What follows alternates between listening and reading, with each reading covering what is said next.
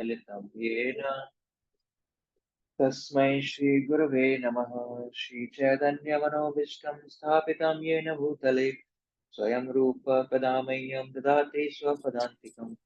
वन्देऽहं श्रीगुरुं श्रीयुतापदकमलं श्रीगुरुन् वैष्णवांश्च श्रीरूपं साग्रजातं सहगण रघुनाथान्वितं तं सजीवं साद्वैतं सावधूतं परिजनसहितं कृष्ण चैतन्य देवं श्रीराधा कृष्ण पादान् सहगण ललिता श्री विशाखान्वितांश हे कृष्ण करुणा सिंधु दीनबंधु जगतपते गोपेश गोपिका कांत राधा कांत नमस्तुते तप्त कांचन गौरांगे श्रीराधे वृंदावनेश्वरी विश्वभानुसुते देवी प्रणमामि हरिप्रिये वाञ्छाकल्पतरुभ्यश्च कृपा सिन्धुभ्य एव च पतितानां पावनेभ्यो वैष्णवेभ्यो नमो नमः।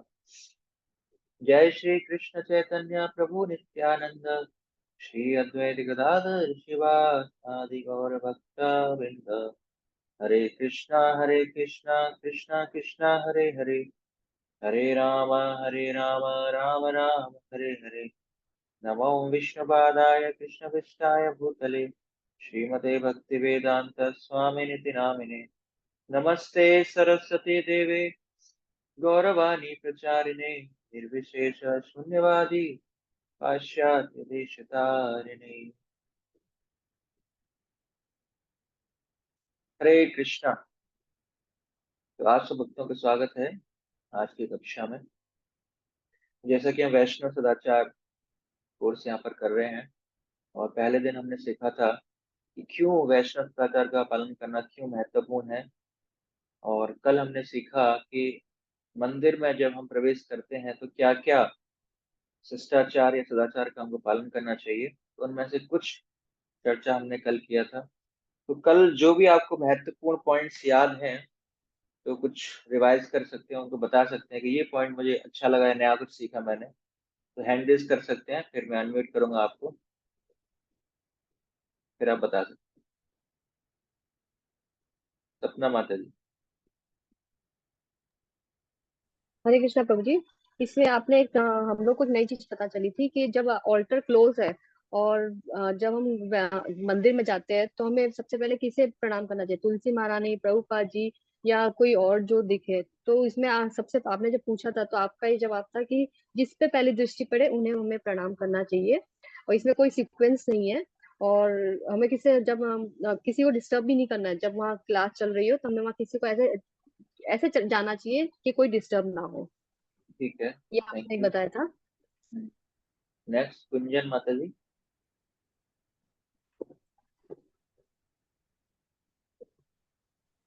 हरे कृष्णा प्रभु जी। हरे जैसे प्रभु जी जो माता जी ने पॉइंट्स बताए वैसे ही सेम मैं भी बताना चाहती हूँ। और जैसे बाकी तो जैसे आपने बताया था कि जैसे हमें विनम्रता, हम्बल होना चाहिए, जैसे हमें मास्टर नहीं बनना है, हमें दासों का दास ऐसे सेवा करनी चाहिए। और प्रणाम पद्धति जैसे आपने बताई थी, पंचांग प्रणाम होता है स्त्रियों के लिए, और दंडवत प्रणाम हमारे प्रभु जी करते हैं। और मंदिर में कैसे प्रणाम करना चाहिए, अर्चा विग्रहों पर कैसे ध्यान करना चाहिए, ये सब। ठीक है। नेक्स्ट बीना माता जी। हरे कृष्ण प्रभु जी। जी।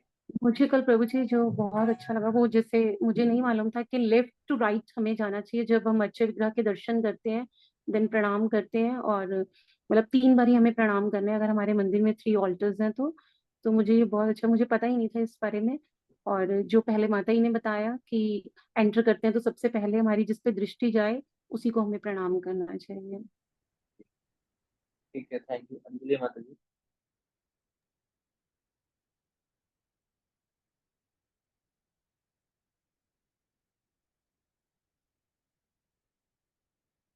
आपकी आवाज नहीं आ रही। नेक्स्ट प्रियंका माता जी।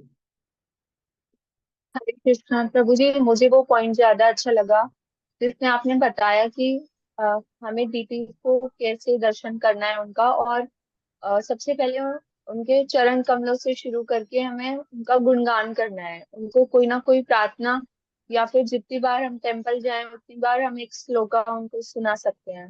मुझे ये पॉइंट अच्छा लगा। ठीक है, अंजना माता जी। हरे कृष्णा प्रभु जी।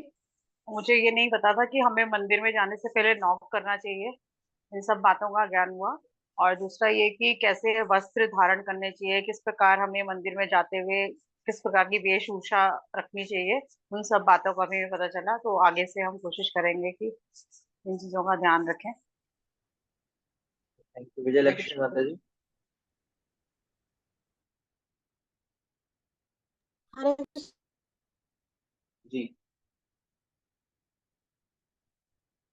आपकी आवाज नहीं आ रही, दोबारा अनम्यूट कीजिए। हरे कृष्णा प्रभु जी। हाँ, अब बोलिए।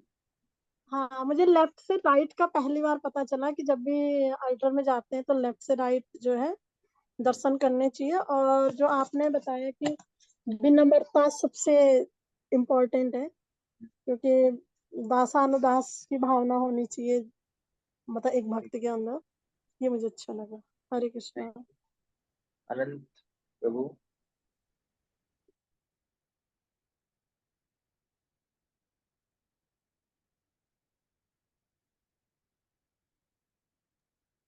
अ, हरे कृष्णा प्रभु जी। हरे अ, कृष्ण। मुझे सबसे अच्छा ये लगा प्रभु जी कि जब भागवतम की क्लास चल रही होती है तो हमें कैसे जाना चाहिए विदाउट किसी को डिस्टरबेंस ना हो। तो कब किन्हीं को कैसे प्रणाम करके और फिर भागवतम की क्लास में एंट्री करनी चाहिए। तो ये मुझे बहुत ही अच्छा लगा प्रभु जी। जैसे अभी आपके बैकग्राउंड में ना कृष्ण की फोटो है ना, लेकिन क्या दिक्कत है उसमें कि वो आपके चेहरे से ढकी हुई है ना। तो या तो बैकग्राउंड लगाना है तो हम ऐसे लगाना है, साइड में हम फोटो लगा सकते हैं, कृष्ण की फोटो दिखनी चाहिए, ढकी नहीं होनी चाहिए हमारे पीछे, या फिर प्लेन बैकग्राउंड है। ठीक है। तो ये भी एक एटिकेट। ठीक है। मैं मीनाक्षी माता जी।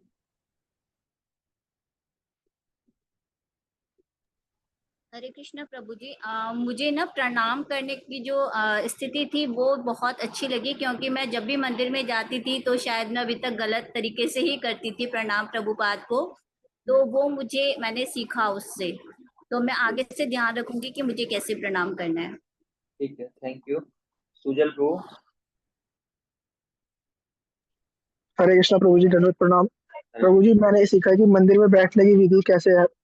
विग्रहों के समक्ष पैर फैलाकर ना बैठना, विग्रहों के समक्ष एड़ी कोने अथवा पैरों के तलवों को पकड़ के ना बैठे, और अर्च विग्रह के आगे झपकी और ना सोए। ठीक है, थैंक यू। माया माता जी।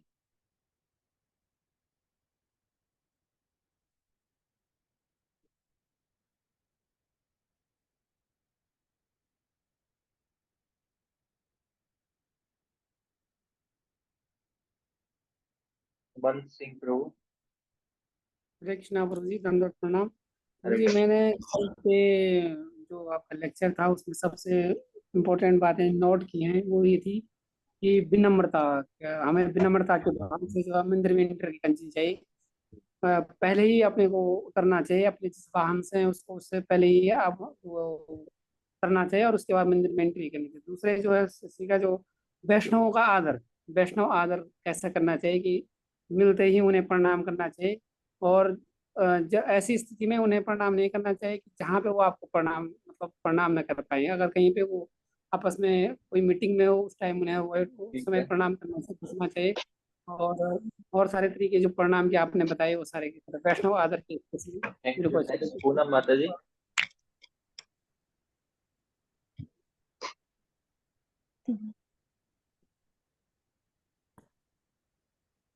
हमारे जी, मैंने तो सबसे बड़ी मिस्टेक कर सकती थी कि मेरे हाथ में जो भी सामान होता था, जैसे मोबाइल हो गया या कुछ भी हो गया, तो उसको वो मेरे हाथ में ही रहता था और मैं पकड़ना था। तो ये मैंने एक नई चीज सीखी है कि जो भी सामान हो उसको साइड में रख के तब प्रणाम करना। नई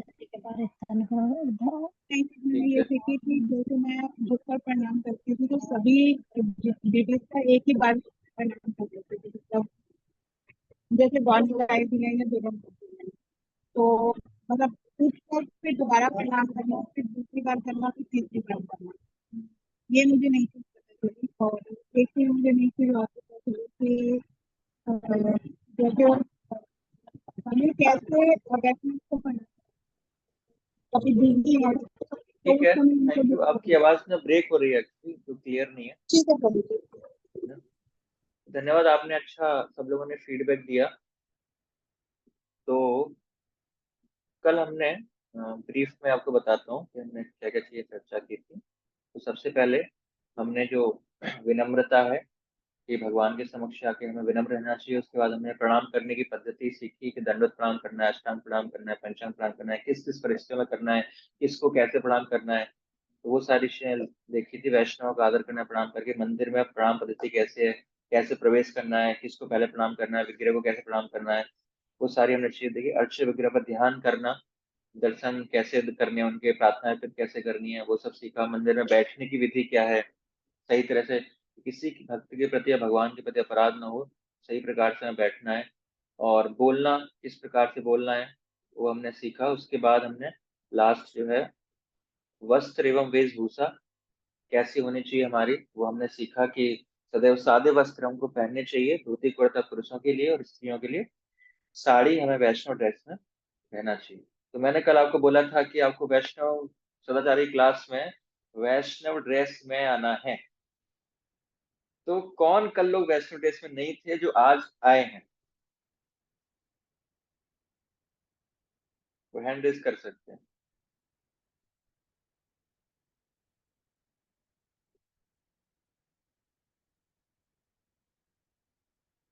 पहले से कुछ लोगों के हाथ खड़े थे, उन्होंने नीचे कर दिए। जो कल वैष्णव ड्रेस में नहीं थे वो आज वैष्णव ड्रेस में आए हैं। तो 4 लोग हैं जो कल वैष्णव ड्रेस में नहीं थे, आज वैष्णव ड्रेस में आए हैं। तो उनके लिए हम सभी एक बार मिलके हरि बोल बोलेंगे, हरि बोल। तो जो लोग हरि बोल बोल रहे हैं वो भी कल से वैष्णव ड्रेस में आ सकते हैं, तो उनके लिए भी हरि बोल बोला जाएगा। तो कम से कम वैष्णव सदाचारी क्लास में तो हम वैष्णव ड्रेस में आए, जो हमने बताया था। माताओं के लिए साड़ी है और प्रभु जी के लिए धोती कुर्ता है। तो अभी से हम प्रैक्टिस करेंगे, तो हम कहीं जाके उसको अ, अपने जीवन में उतार। हरे कृष्ण। तो आगे हम बढ़ते हैं। तो आज हम तिलक लगाने की विधि और अन्य जो चीजें हैं उन पर ध्यान देंगे। केस बाल हमारे कैसे होने चाहिए, सिखा कैसे होनी चाहिए, कंठी माला, दाढ़ी व मूछें, स्वच्छता, सामान्य व्यवहार, प्रवचन वर्ग, आरती और महाप्रसाद निर्माला कैसे हमें स्वीकार करना चाहिए, ये सारी चीजें हम आज चर्चा करने का प्रयास करेंगे। तो सबसे पहले हम चर्चा करते हैं तिलक। जो हम तिलक धारण करते हैं, तो जो तिलक है हमारे संप्रदाय को रिप्रेजेंट करता है ना। अलग अलग संप्रदायों का जो तिलक है वो अलग अलग होता है ना। तो किस कहाँ से हम बिलोंग करते हैं वहां से हमें पता पड़ता है। जिस प्रकार अ, एक बार मैं इंस्टीट्यूट में गया था, तो मैं तिलक लगा के गया, तो उन्होंने तुरंत तिलक देखते ही बोला कि आप इस्कॉन से हैं क्या, है ना। तो तिलक देखते ही हमें लोग क्या है पहचान पाते हैं कि हम इस्कॉन से हैं। अगर तिलक नहीं होगा तो पहचानना बहुत मुश्किल है, क्योंकि धोती कुर्ता तो बहुत सारे लोग पहनते हैं, लेकिन इस्कॉन का विशेष प्रकार का तिलक है जो बाकी कुछ लोग भी आजकल फॉलो करने लगे हैं। लेकिन गौड़ी वैष्णव ये जो है गौड़ी वैष्णव में भी अलग अलग प्रकार के तिलक हैं। गौड़ी वैष्णव में भी क्या है, अलग अलग प्रकार के तिलक हैं। लेकिन हमारा जो इस्कॉन का है पर्टिकुलर, हम जो हम यूज करते हैं उर्दू पुंड तिलक, जो 2 रेखाएं सीधी जो राधा कृष्ण को रिप्रेजेंट करते हैं, जो तुलसी पत्ता हम नाक के ऊपर धारण करते हैं, ये तिलक है। तो ये तिलक क्यों हमें धारण करना चाहिए, क्योंकि ये अ, भगवान के द्वारा हमें प्रोटेक्शन दी जाती है इसके माध्यम से। इस प्रकार प्रभुपाद जी लिख रहे हैं कि कलयुग में सोना या आभूषण प्राप्त करना कठिन है, किंतु शरीर शुद्ध करने के लिए उस पर 12 स्थानों पर लगाए जाने तिलकों की सज्जा पर्याप्त है। प्रभुपाद जी तात्पर्य में लिखते हैं। तो सोना चांदी इकट्ठा करना तो बहुत मुश्किल है, लेकिन तिलक लगाना, तिलक के द्वारा अपने शरीर को हम सजा सकते हैं। तो 12 स्थानों पर हम तिलक लगाते हैं, है ना। और तिलक से क्या है कि लोगों का हमारे ऊपर विश्वास बढ़ता है। अगर हम वैष्णव वेशभूषा में जाएंगे, तिलक लगाया हुआ है ना, तो जनरली लोग क्या है, हमारे बातों पर विश्वास करेंगे कि हम सच ही बोलेंगे, है ना। तो अगर आपको प्रचार भी करना है, अपनी बातों में अगर प्रभावशाली बनाना है, तो भी हमें वैष्णव वेशभूषा में रहना चाहिए, तिलक धारण करना चाहिए।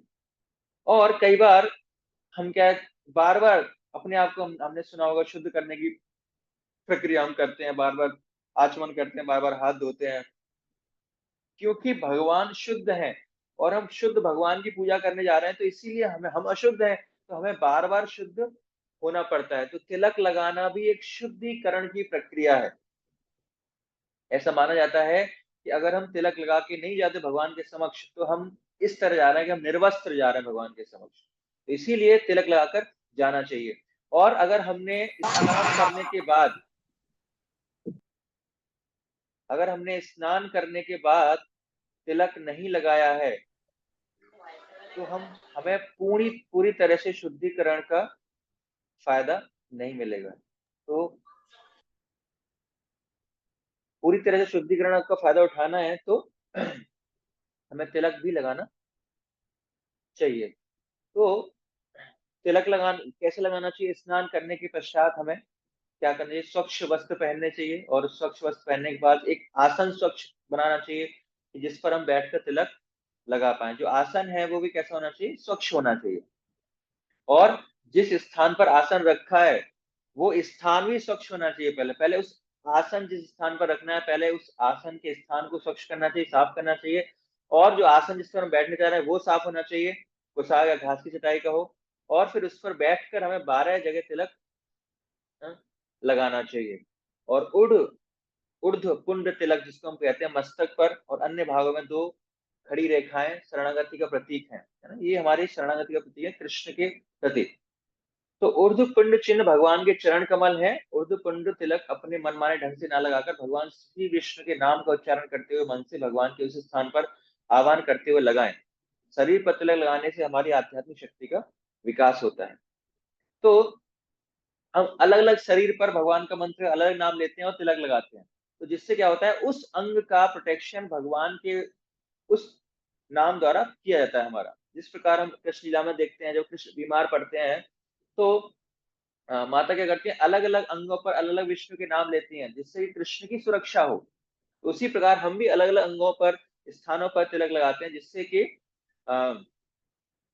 सुरक्षा प्रदान कर पाए कृष्ण के द्वारा हम अपने शरीर को। यदि भक्त भगवान के नाम का स्मरण करते हुए तिलक लगाता है तो भगवान स्वयं शरीर के उस स्थान पर निवास करते हैं। इस प्रकार वह शुद्ध मंदिर बन जाता है। भक्त अपना शरीर शुद्ध करके भगवान की सेवा में समर्पित करता है। तो जैसे हमने सुना है, शरीर एक मंदिर है। मंदिर क्यों है? क्योंकि भगवान हमारे हृदय में विराजमान है।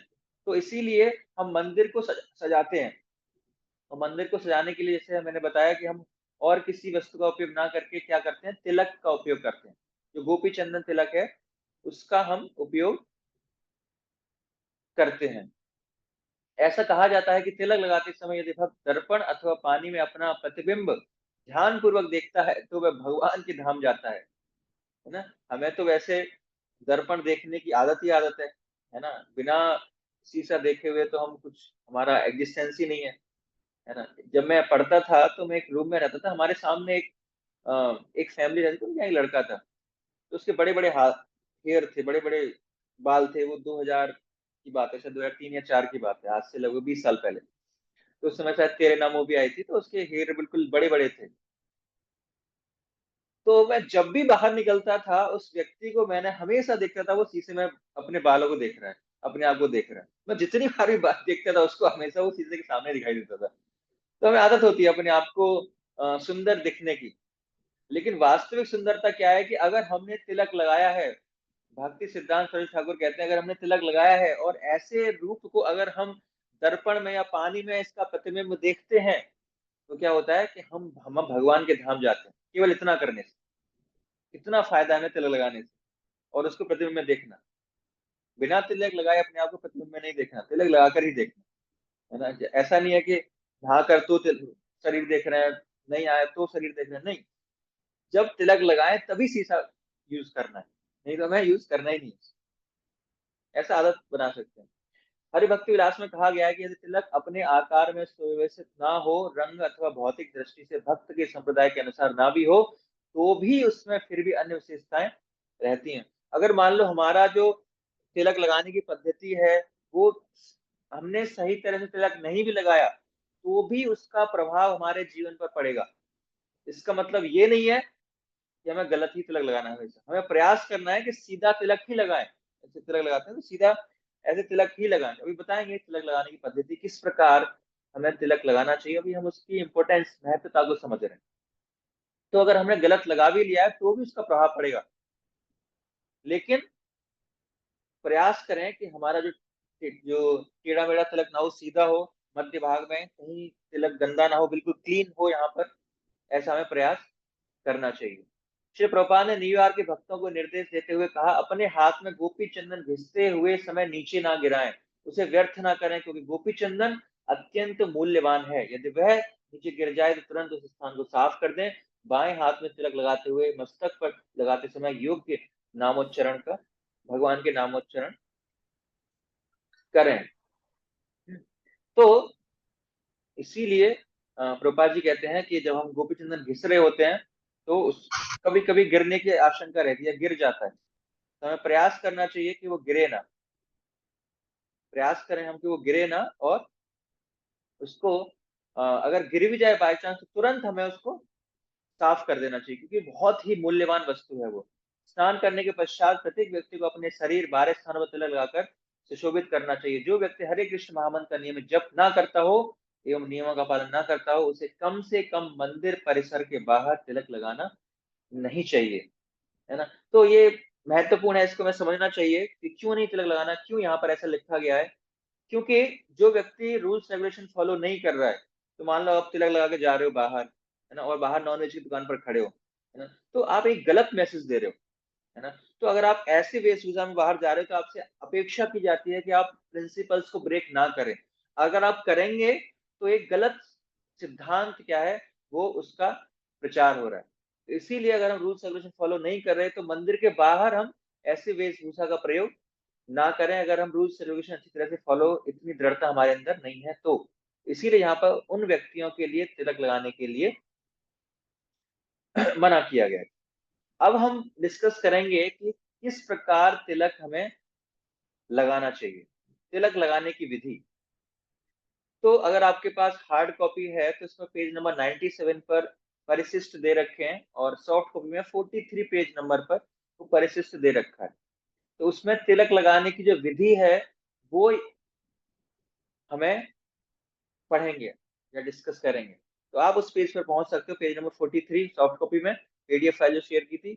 और अगर आपने पुस्तक खरीद ली है तो उसमें पेज नंबर 97 पर वो दिया गया।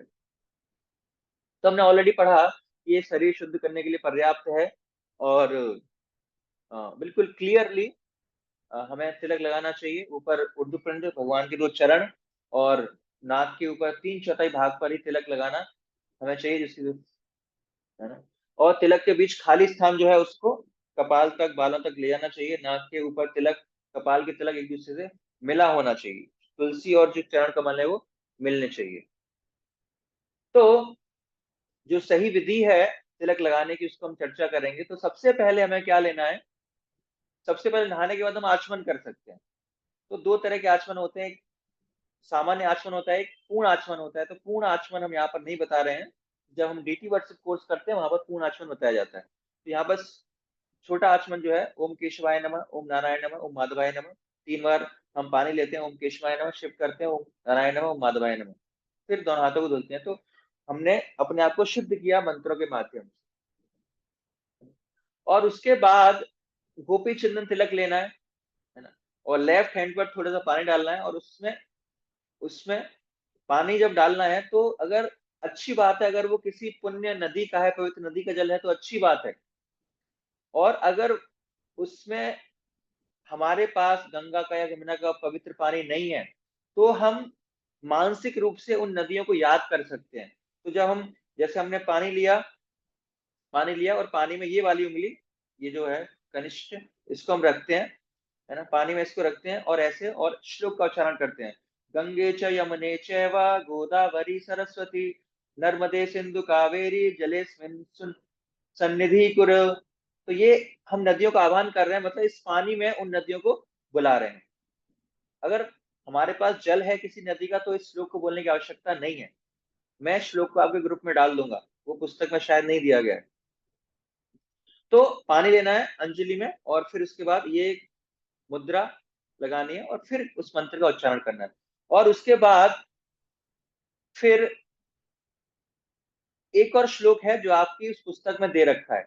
जब हम चंदन घिस रहे होते हैं, जब हम चंदन घिस रहे होते हैं तो क्या करना है, उस श्लोक का उच्चारण करना है चंदन घिसते समय। ललाटे केशवम ध्यायेन नारायणम अथोदरे वक्षस्थले माधम तुम गोविंदम कंठकूपके विष्णुम च दक्षिणे कुक्षौ बाहु च मधुसूदनम त्रिविक्रमम कंदरे तुम वामनम वामपार्श्वके श्रीधरम वाम बाहो तु ऋषिकेश तु कंदरे पृष्ठे च पद्मनाभम च कट्यामम दामोदरम न्यसेत्।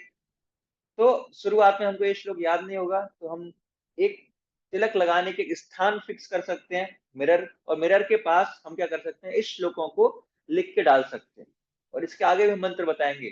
तो उस श्लोक को डाल सकते हैं। ये श्लोक का उच्चारण करना है जब हम तिलक को घोल घोल रहे हैं, है ना, एक हार्ड हार्ड हमने स्टोन लिया है, उसको हम पानी में घोल रहे हैं, तब हमें इस श्लोक का उच्चारण करना है। तो वास्तव में ये श्लोक क्या है, किस अंग पर किस हमें तिलक लगाना है और किस भगवान के कौन से नाम का हमें उच्चारण करना है, तो ये श्लोक हमें ये बताता है।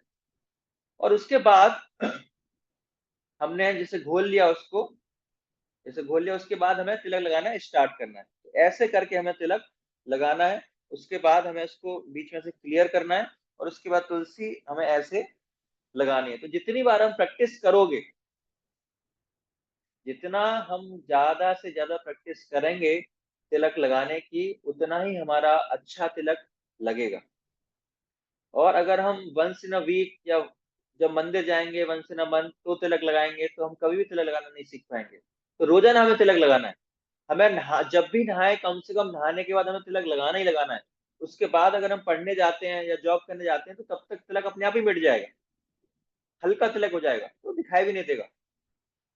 जैसे एक भक्त शेयर कर रहे थे कि वो तिलक लगा के जाते थे तो बिल्कुल हल्का हो जाता था। तो एक व्यक्ति ने उनको टोका कि आपके यहाँ पे कुछ लगा हुआ है, तो उन्होंने कहा कि हाँ कुछ लगा तो है शायद, है ना, तो पता नहीं पड़ेगा वो तिलक है।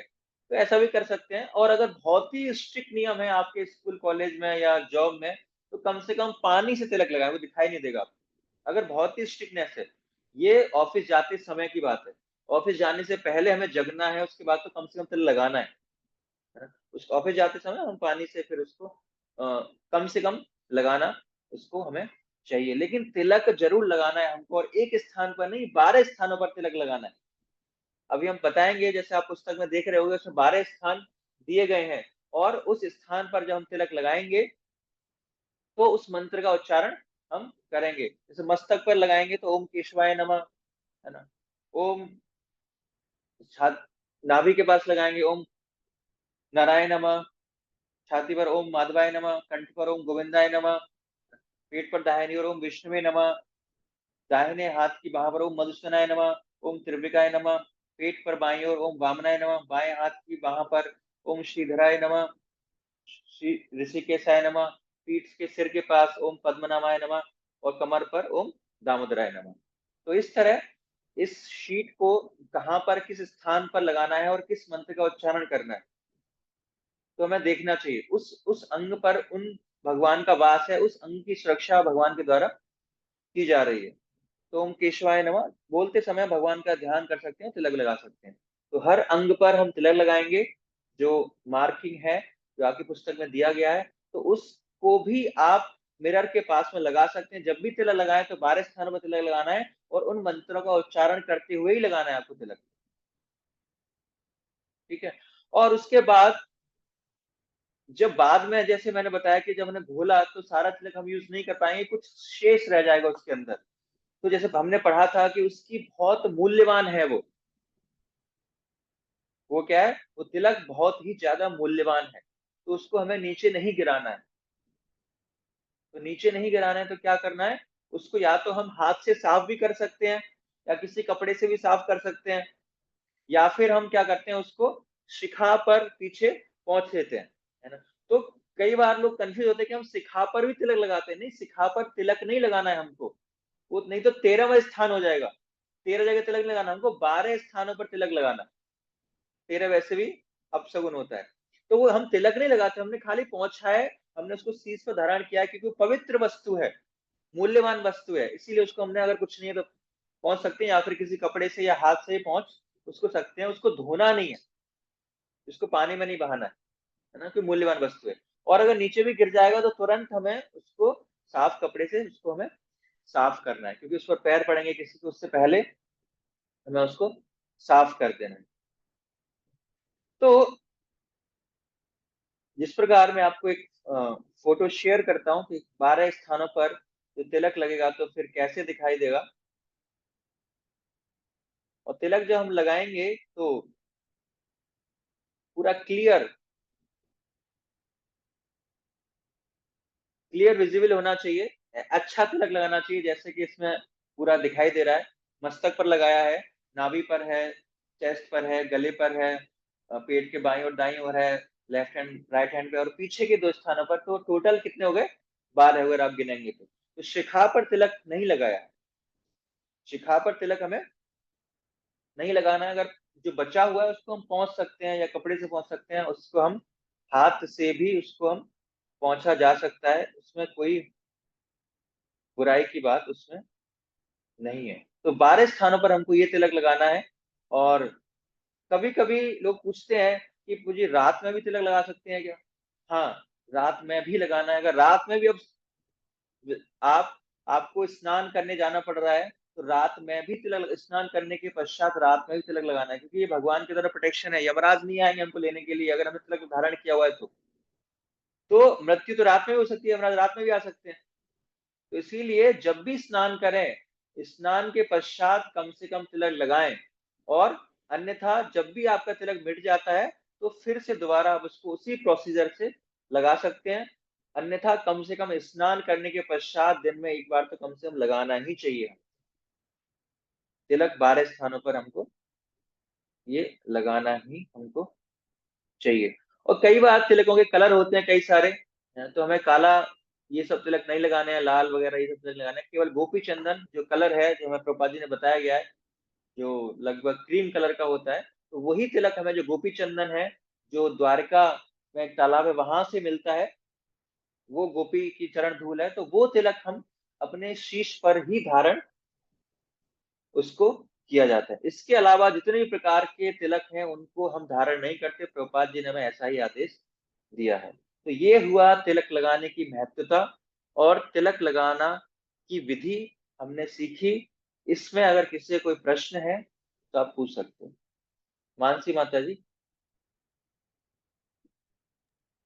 हरे कृष्णा प्रभु जी, सबको दंडवत प्रणाम। प्रभु जी मेरे क्वेश्चन है, तिलक ना हमने पेस्ट बना रखा है एक डब्बी में, तो उसको यूज कर सकते हैं, डेली हाथ पे हमें रब करके लगाना होगा? और सेकंड देखो, इसमें तो ये कि मैं और मेरे प्रभु जी दोनों उसी डब्बी में से लगाते हैं, और कभी कभी स्टैम्प से लगा लेते हैं, तो ये लगाने चाहिए या नहीं इस टाइप से? मतलब एक्चुअली जब बिगिनर्स हैं, जैसे हम शुरुआत कर रहे हैं, तो पेस्ट वगैरह हम जनरली यूज कर लेते हैं। लेकिन अगर हम वैष्णव हैं, जब हमने शुरू कर दिया है, मंदिर आना शुरू कर दिया है और हम दीक्षा लेना चाहते हैं, तो फिर वो रिकमेंड नहीं किया जाता है ना हमें, क्योंकि मंत्र कब बोलेंगे, वो तो पहले से हम पेस्ट बना रखा है ना। तो विधि यही है कि हमें हाथ पे पानी लेना है, गंगा जल या इत्यादि या नदियों का चिंतन करना है, स्मरण करना है, उनको आह्वान करना है, उसके बाद हमें उसको घोलना है। विधि यही है।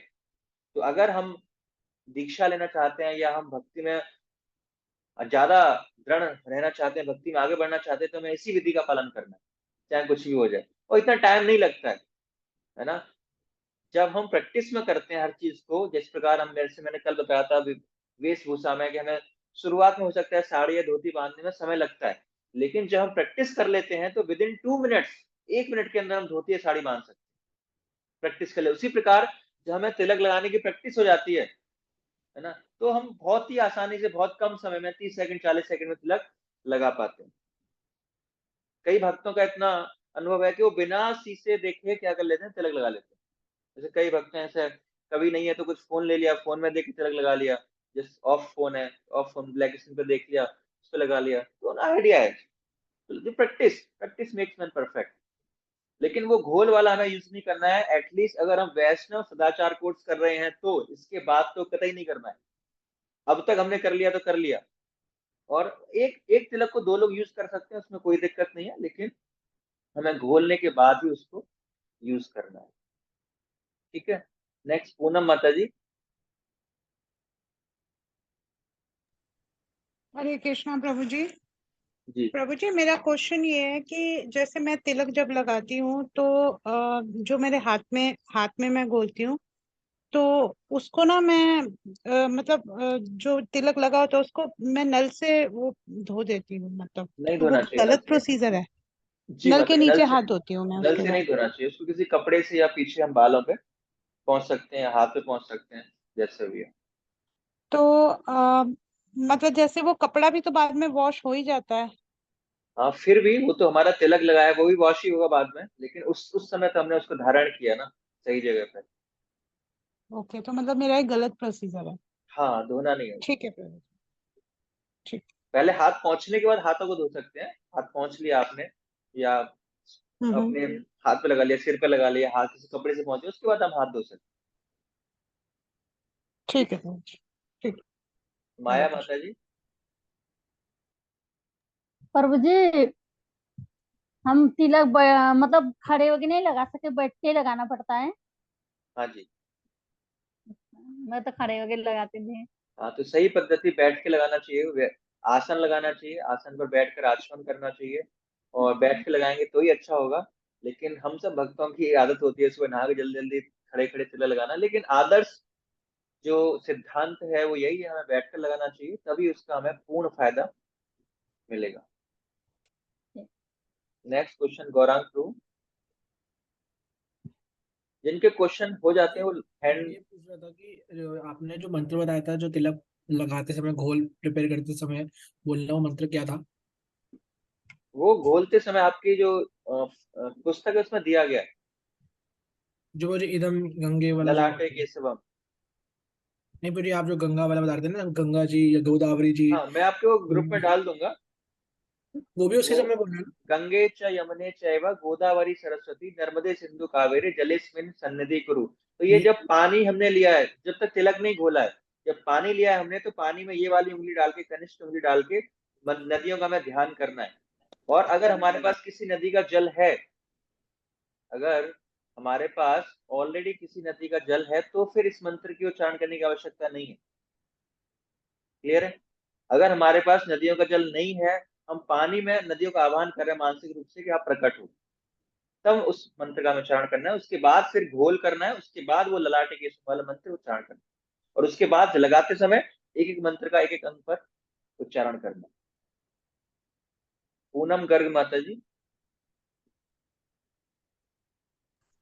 हरे कृष्णा प्रभु जी, धन्य प्रणाम। जी माता प्रभु जी। जी, मुझे जैसे हम तिलक लगाते हैं सिर्फ आगे के 4 ही याद हुए हैं, पूरा मंत्र नहीं याद है अभी, हम्म। तो मैं 4 ही जगह लगा पाती हूँ, बाकी नहीं, ऐसा मैंने नहीं। क्या बताया कि आप पढ़ के लगा सकते हैं, कोई दिक्कत नहीं है, आप सीट रखिए सामने, पढ़ के लगाइए, कोई दिक्कत नहीं। या अगर और घोलते हुए जैसे हम ये घोलते हैं गोपी चंदन, तो आचमनी का जो जल होता है वो यूज कर सकते हैं? बोलते हुए आचमनी का जल हम यूज कर सकते हैं, कोई दिक्कत नहीं। जैसे हमारा पहले दिन का बचा हुआ होता है वो यूज कर सकते हैं पहले, नहीं नहीं, फिर पहले अपने दिन का अगले दिन। क्यों? आचमनी क्या होता है? पहले दिन का नहीं बचा होता, उसे स्वच्छ जल हमें डेली लेना चाहिए भगवान की सेवा करने के लिए। नहीं तो अगले दिन तो हम फ्रेश फिर धो के फिर यूज करते हैं, नहीं नहीं पहले माता ही जी, तिलक तो पहले लग जाता है। आपको पता है आचमनी जल क्या होता है? आप बताएंगे एक नहीं नहीं, बार? आप बता रहे ना। तो आचमन क्या है, हम हमें अपने शुद्धिकरण के लिए हम आचमन करते हैं, है ना। उससे हाँ। पहले उसको भी शुद्ध करने की वही प्रक्रिया है। उसको किसी हम अलग अलग अलग मुद्राओं से शुद्ध करते हैं, उसमें भी सबसे पहले हम जल लेते हैं, स्वच्छ जल लेते हैं, जो फ्लोइंग हाँ। वाटर है।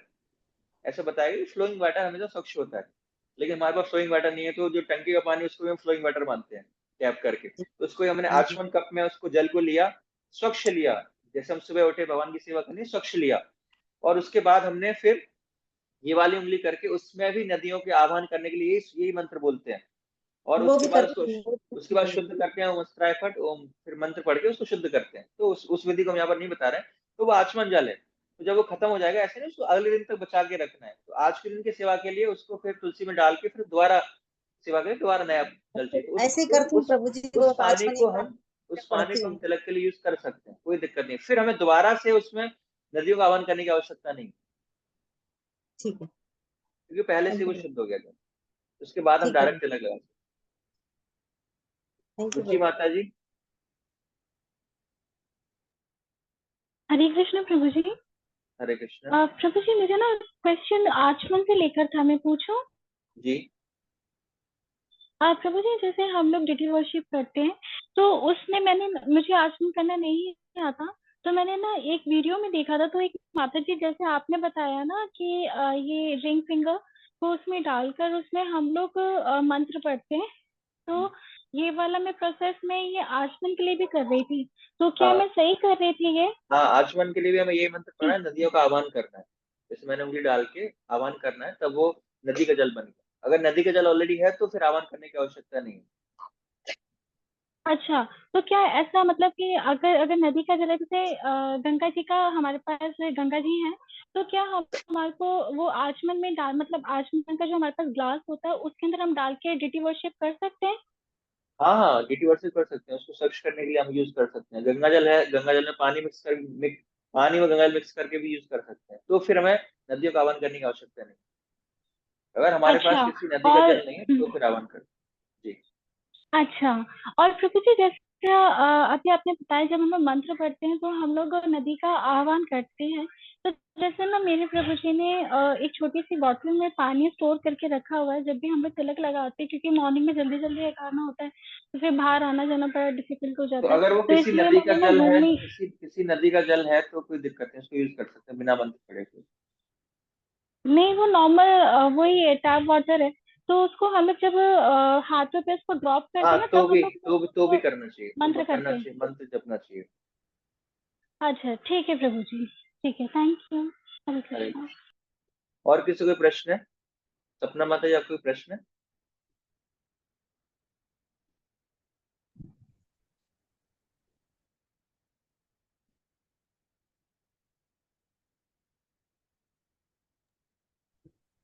हरे कृष्णा प्रभु जी, मेरे को पूछना था, जैसे 12 जगह का लेडीज के ऊपर भी सेम रूल है, मतलब 12 जगह हाँ हाँ, लेडीज को भी वो लगाना है? सबके लिए जी माता जी, सबके लिए जी, 12 तो जगह खाना। मतलब प्रभु जी इसमें ये पीठ पे और कमर पे हम कैसे, किसी की हेल्प लेके लगाने का, या नहीं पीठ और नहीं नहीं कमर नहीं, पे हाथ अपने कैसे हाथ से लगाना अपने हाथ से लगाना है, वो पीठ तक हम पहुंच सकते हैं, अपने है? हाथ से अच्छा, लगाना और दूसरा प्रभु जी जैसे अब एक दिन में 2-3 बार नहाना, तो वही 12 जगह लगा सकते हैं या सिर्फ तिलक यहीं पे लगा सकते हैं? नहीं नहीं नहीं, जितनी बार भी स्नान करेंगे कंप्लीट तिलक लगाएंगे, 12 जगह ही लगाएंगे। अभी तक जो कर लिया, लेकिन अगर हम वैष्णव सदाचार कोर्स कर रहे हैं तो इसके बाद फिर हमें 12 जगह ही लगाना है। ऐसा नहीं कि अभी जल्दी जल्दी मैं वो सो के उठाऊं या सोने जा रहा हूँ तो लगाने की आवश्यकता नहीं है। नहीं, ऐसा कुछ नहीं सोचना। जब भी हम कम से कम नहाने के बाद तो कम से कम 12 जगह लगाना ही लगाना। थैंक यू प्रभु जी। हरे कृष्ण। विक्रम प्रभु।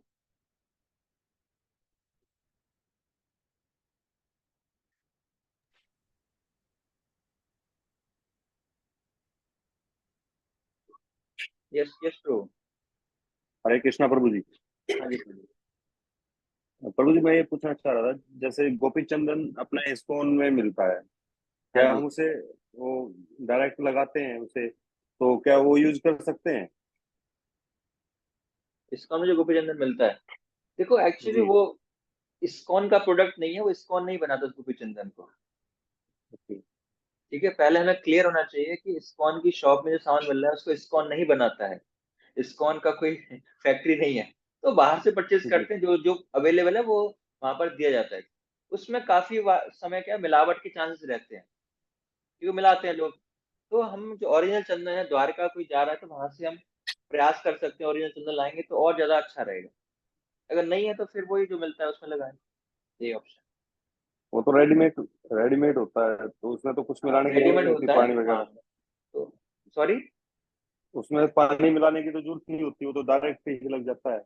नहीं नहीं नहीं, वो यूज नहीं करना हमको, वो यूज नहीं करना। कम से कम मुझे घोल वाला यूज करना है। मैंने बताया क्लास में भी, आपको पता नहीं थे नहीं थे, लेकिन बताया मैंने। जी घोल मैं में ऐसे करना है। हाँ हाँ, वो घोल वाला तो आपने हम्म। बताया था अभी, घोल तो वाला। जो ऑलरेडी मिक्स वाला है वो हमें यूज नहीं करना है, वो नए ओके। लोग यूज कर सकते हैं। ओके, ठीक है। ठीक है। और अगर और क्वालिटी हमें चाहिए तो हम द्वारका में तिलक जिस स्थान में मिलता है वहां से शुद्ध तिलक, वो वाला तिलक लगाएंगे तो और अच्छा रहेगा। और किसी को प्रश्न है रिगार्डिंग तिलक?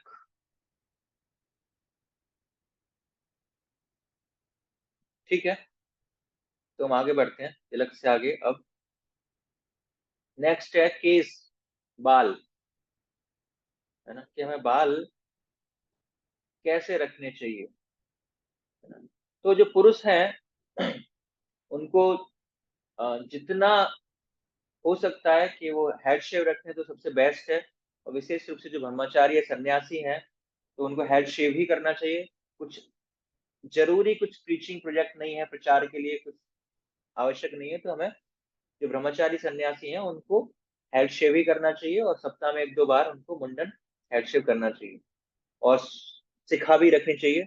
और जो गृहस्थ हैं वो अपने व्यवसाय के अनुसार, अपने कर्तव्य के अनुसार, जो उनका कार्य है उसके अनुसार जितने छोटे बाल हैं वो रख सकते हैं। अगर हेड शेव करना कर सकते हैं अपने, कोई दिक्कत नहीं है तो वो भी कर सकते हैं, कोई दिक्कत नहीं है। लेकिन कम से कम बाल रखने चाहिए, छोटे छोटे बाल, जितने में काम चल जाए उतने छोटे बाल हमें रखने चाहिए। और यदि शिखा संभव है गृहस्थ भक्तों के लिए तो शिखा भी उन्हें रखना चाहिए, छोटी बड़ी जितना भाई संभव है उतनी शिखा भी उनको रखनी चाहिए। बड़े बड़े बाल पुरुषों को नहीं रखने चाहिए, स्त्रियों को बड़े बाल रखने चाहिए, है ना। और जो पुरुष हैं उनकी शिखा पर बाल होते हैं और स्त्रियों के पूरे बाल बड़े बड़े हैं। तो ये बालों के रिगार्डिंग है ना।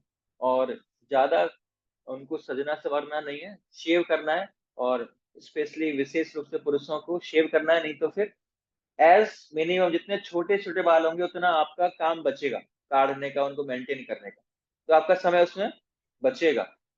अभी हम इसके बाद प्रश्न लेंगे, शिखा को जब हम कंप्लीट कर देंगे तो उसके बाद हम बताएंगे। और नेक्स्ट है शिखा, है ना। तो शिखा का जो चौड़ाई है लगभग 1.5 इंच, प्रभुपाद जी कहते हैं 1.5 इंच होनी चाहिए। और शिखा रखने के पीछे बहुत सारे लॉजिक्स हैं जो शास्त्रों में बताए गए हैं। इस प्रकार जब शिष्य है गुरु का आश्रय लेता है तो गुरु क्या है, शिखा पकड़ के उसे करेक्ट करता है ना। तो एक उसका एक सिद्धांत क्या है कि हम किसी के प्रति हमारा जीवन समर्पित है, हम गुरु के आश्रय में है। अगर हमारी शिखा है तो ये रिप्रेजेंट करता है, प्रदर्शित करता है कि हम किसी के आश्रय में अनाथ नहीं है, दीक्षा लेके हमने गुरु का आश्रय लिया है। और जब भक्तों का शरीर त्याग करते हैं तो जो हमारे पीछे चक्र बने होते हैं, तो सबसे जो ऊंचा चक्र होता है हमारे शिखा के स्थान पर होता है ना।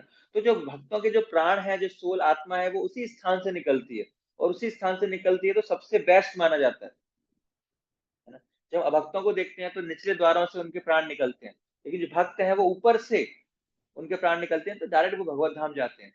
तो उस चक्र को प्रोटेक्ट करने के लिए भी शिखा पर बाल रखे जाते हैं। उस चक्र की प्रोटेक्शन के लिए क्या करते हैं, शिखा पर जो पुरुष है वो बाल रखते हैं। और दूसरा प्रश्न आता है कि जो महिलाएं हैं वो भी हेड शेव नहीं कर सकती, उनके बड़े बड़े बाल केश होने चाहिए और बाल पूरा बांधना चाहिए, उनको खुले नहीं रखने चाहिए। खुले बाल जो है वो अपशगुन का प्रतीक है, तो बाल उनको बांधने चाहिए। खुले वस्त्र रहकर बाहर हम पब्लिक में नहीं आ सकते, वो अपमान माना जाता है। जिस प्रकार हम देखते हैं कि जब द्रौपदी का चीरहरण हुआ तो दुशासन उस अवस्था में द्रौपदी को लाया, उनके बाल खुले हुए थे, बाल खींचते हुए, तो बहुत ही अपशकुन है एक किसी स्त्री के लिए खुले बाल रखना। तो उनको हमेशा बांध के रखना चाहिए। और पुरुषों को भी जो शिखा है उसको हमेशा टाई रखना चाहिए, बांध के रखना चाहिए। खुली शिखा भी अपमान का प्रतीक है, वो किसी अनहोनी का प्रतीक है।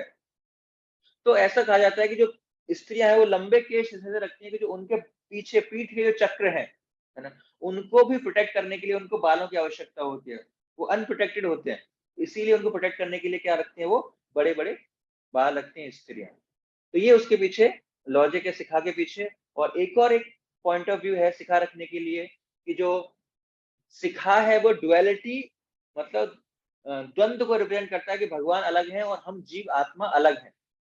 तो हम दो हैं, भगवान अलग हैं और हम अलग हैं। इसीलिए जो मायावादी लोग हैं वो शिखा नहीं रखते, मतलब सब एक है, भगवान, हम भी भगवान बन सकते हैं, तुम भी भगवान, सब भगवान, तो उनका सिद्धांत नहीं था, तो वो शिखा नहीं रखते। तो शिखा रखना मतलब भगवान अलग है, हम अलग हैं, हम इस सिद्धांत को भी प्रदर्शित करते हैं। और दो वैज्ञानिक रीजन भी हैं शिखा रखने के पीछे। कि जो व्यक्ति शिखा रखता है वो कॉस्मिक एनर्जी जो है ना, जो उसको अट्रैक्ट करता है शिखा के माध्यम से, जो हमें ज्ञान की ओर ले जाती है, ऐसी शक्तियों को वो अट्रैक्ट करता है जो हमें ज्ञान की ओर ले जाती है। साइंटिफिक रीजन है। हाँ, और इसका कनेक्शन हमारे जो अगर हम इसको शिखा को टाइट रखते हैं तो जो प्रेशर है ब्रेन पर पड़ता है, जिससे हमें मन को संयमित करने में हेल्प मिलती है। अगर हम शिखा को टाई करते हैं तो इसका कनेक्शन ब्रेन का मन से रहता है, मन को संयमित करने में भी हमें हेल्प मिलती है अगर हमने शिखा धारण किया, उसको टाई किया हुआ है। तो ये इतने कारण हैं जिसकी वजह से हम शिखा रखते हैं। अब शिखा की जो चौड़ाई है लगभग 1.5 इंच का जो सर्किल है उतना होना चाहिए डायमीटर, और सोते समय या अंतिम क्रिया में जाते समय, शौच क्रिया जाते समय शिखा को हमें खोल लेना चाहिए, जो सक्ष करते हैं। और बिना गांठ की शिखा कुटुंब में हुई किसी की मृत्यु को दर्शाती है, तो हमें बिना गांठ की शिखा खुली हुई नहीं रखनी चाहिए, वो मृत्यु को दर्शाती है, इसीलिए ऐसे अशुभ माना जाता है। तो शिखा को खोलकर रखना, अगर कोई शिखा को खोलकर रखता है तो वो दुर्बल हो जाता है, उसको शक्तिहीन महसूस करता है। तो हमेशा शिखा को क्या करना चाहिए, हमें टाई रखना चाहिए, बांध के रखना चाहिए। और जिस प्रकार हमने उसका शुद्धिकरण करने के लिए उसको अनटाई किया है ना, स्नान करने हम गए, तो स्नान करने के बाद हम शिखा को गांठ लगाएंगे तो हमें हरे कृष्ण मंत्र का, या फिर जो ब्राह्मण दीक्षित भक्त हैं उनको गायत्री मंत्र का हमें उच्चारण करना चाहिए, है ना। और जो स्त्रियों के बाल हैं, लंबे बाल रखें, आधुनिक रीति के अनुसार बाल ना रखें, और या तो उन्हें पीछे बांधे या सुंदर चोटी बनाए। तो ऐसा नहीं करना जो आजकल फैशन में है ना, स्त्रियां छोटे बाल रखती हैं और जो पुरुष हैं बड़े बाल रखते हैं, तो सब कुछ उल्टा हो रहा है ना। स्त्रियां पहले बड़ी बीच की मांग निकालती थी, पुरुष साइड की मांग निकालते थे, उल्टा हो गया है ना। स्त्रियां साइड की मांग निकालने लगी, पुरुष बीच की मांग निकालने लगे। तो ऐसे इन सब चीजों में हमें नहीं फंसना, हमें सादा जीवन रखना है हमें, और जो सिद्धांत है उन्हीं का हमें फॉलो, अच्छी तरह से उन सब चीजों का फॉलो है करना है। तो किसी कोई प्रश्न है इन बालों को लेकर, इन शिखा को लेकर, तो पूछ सकते हैं। विक्रम प्रभु।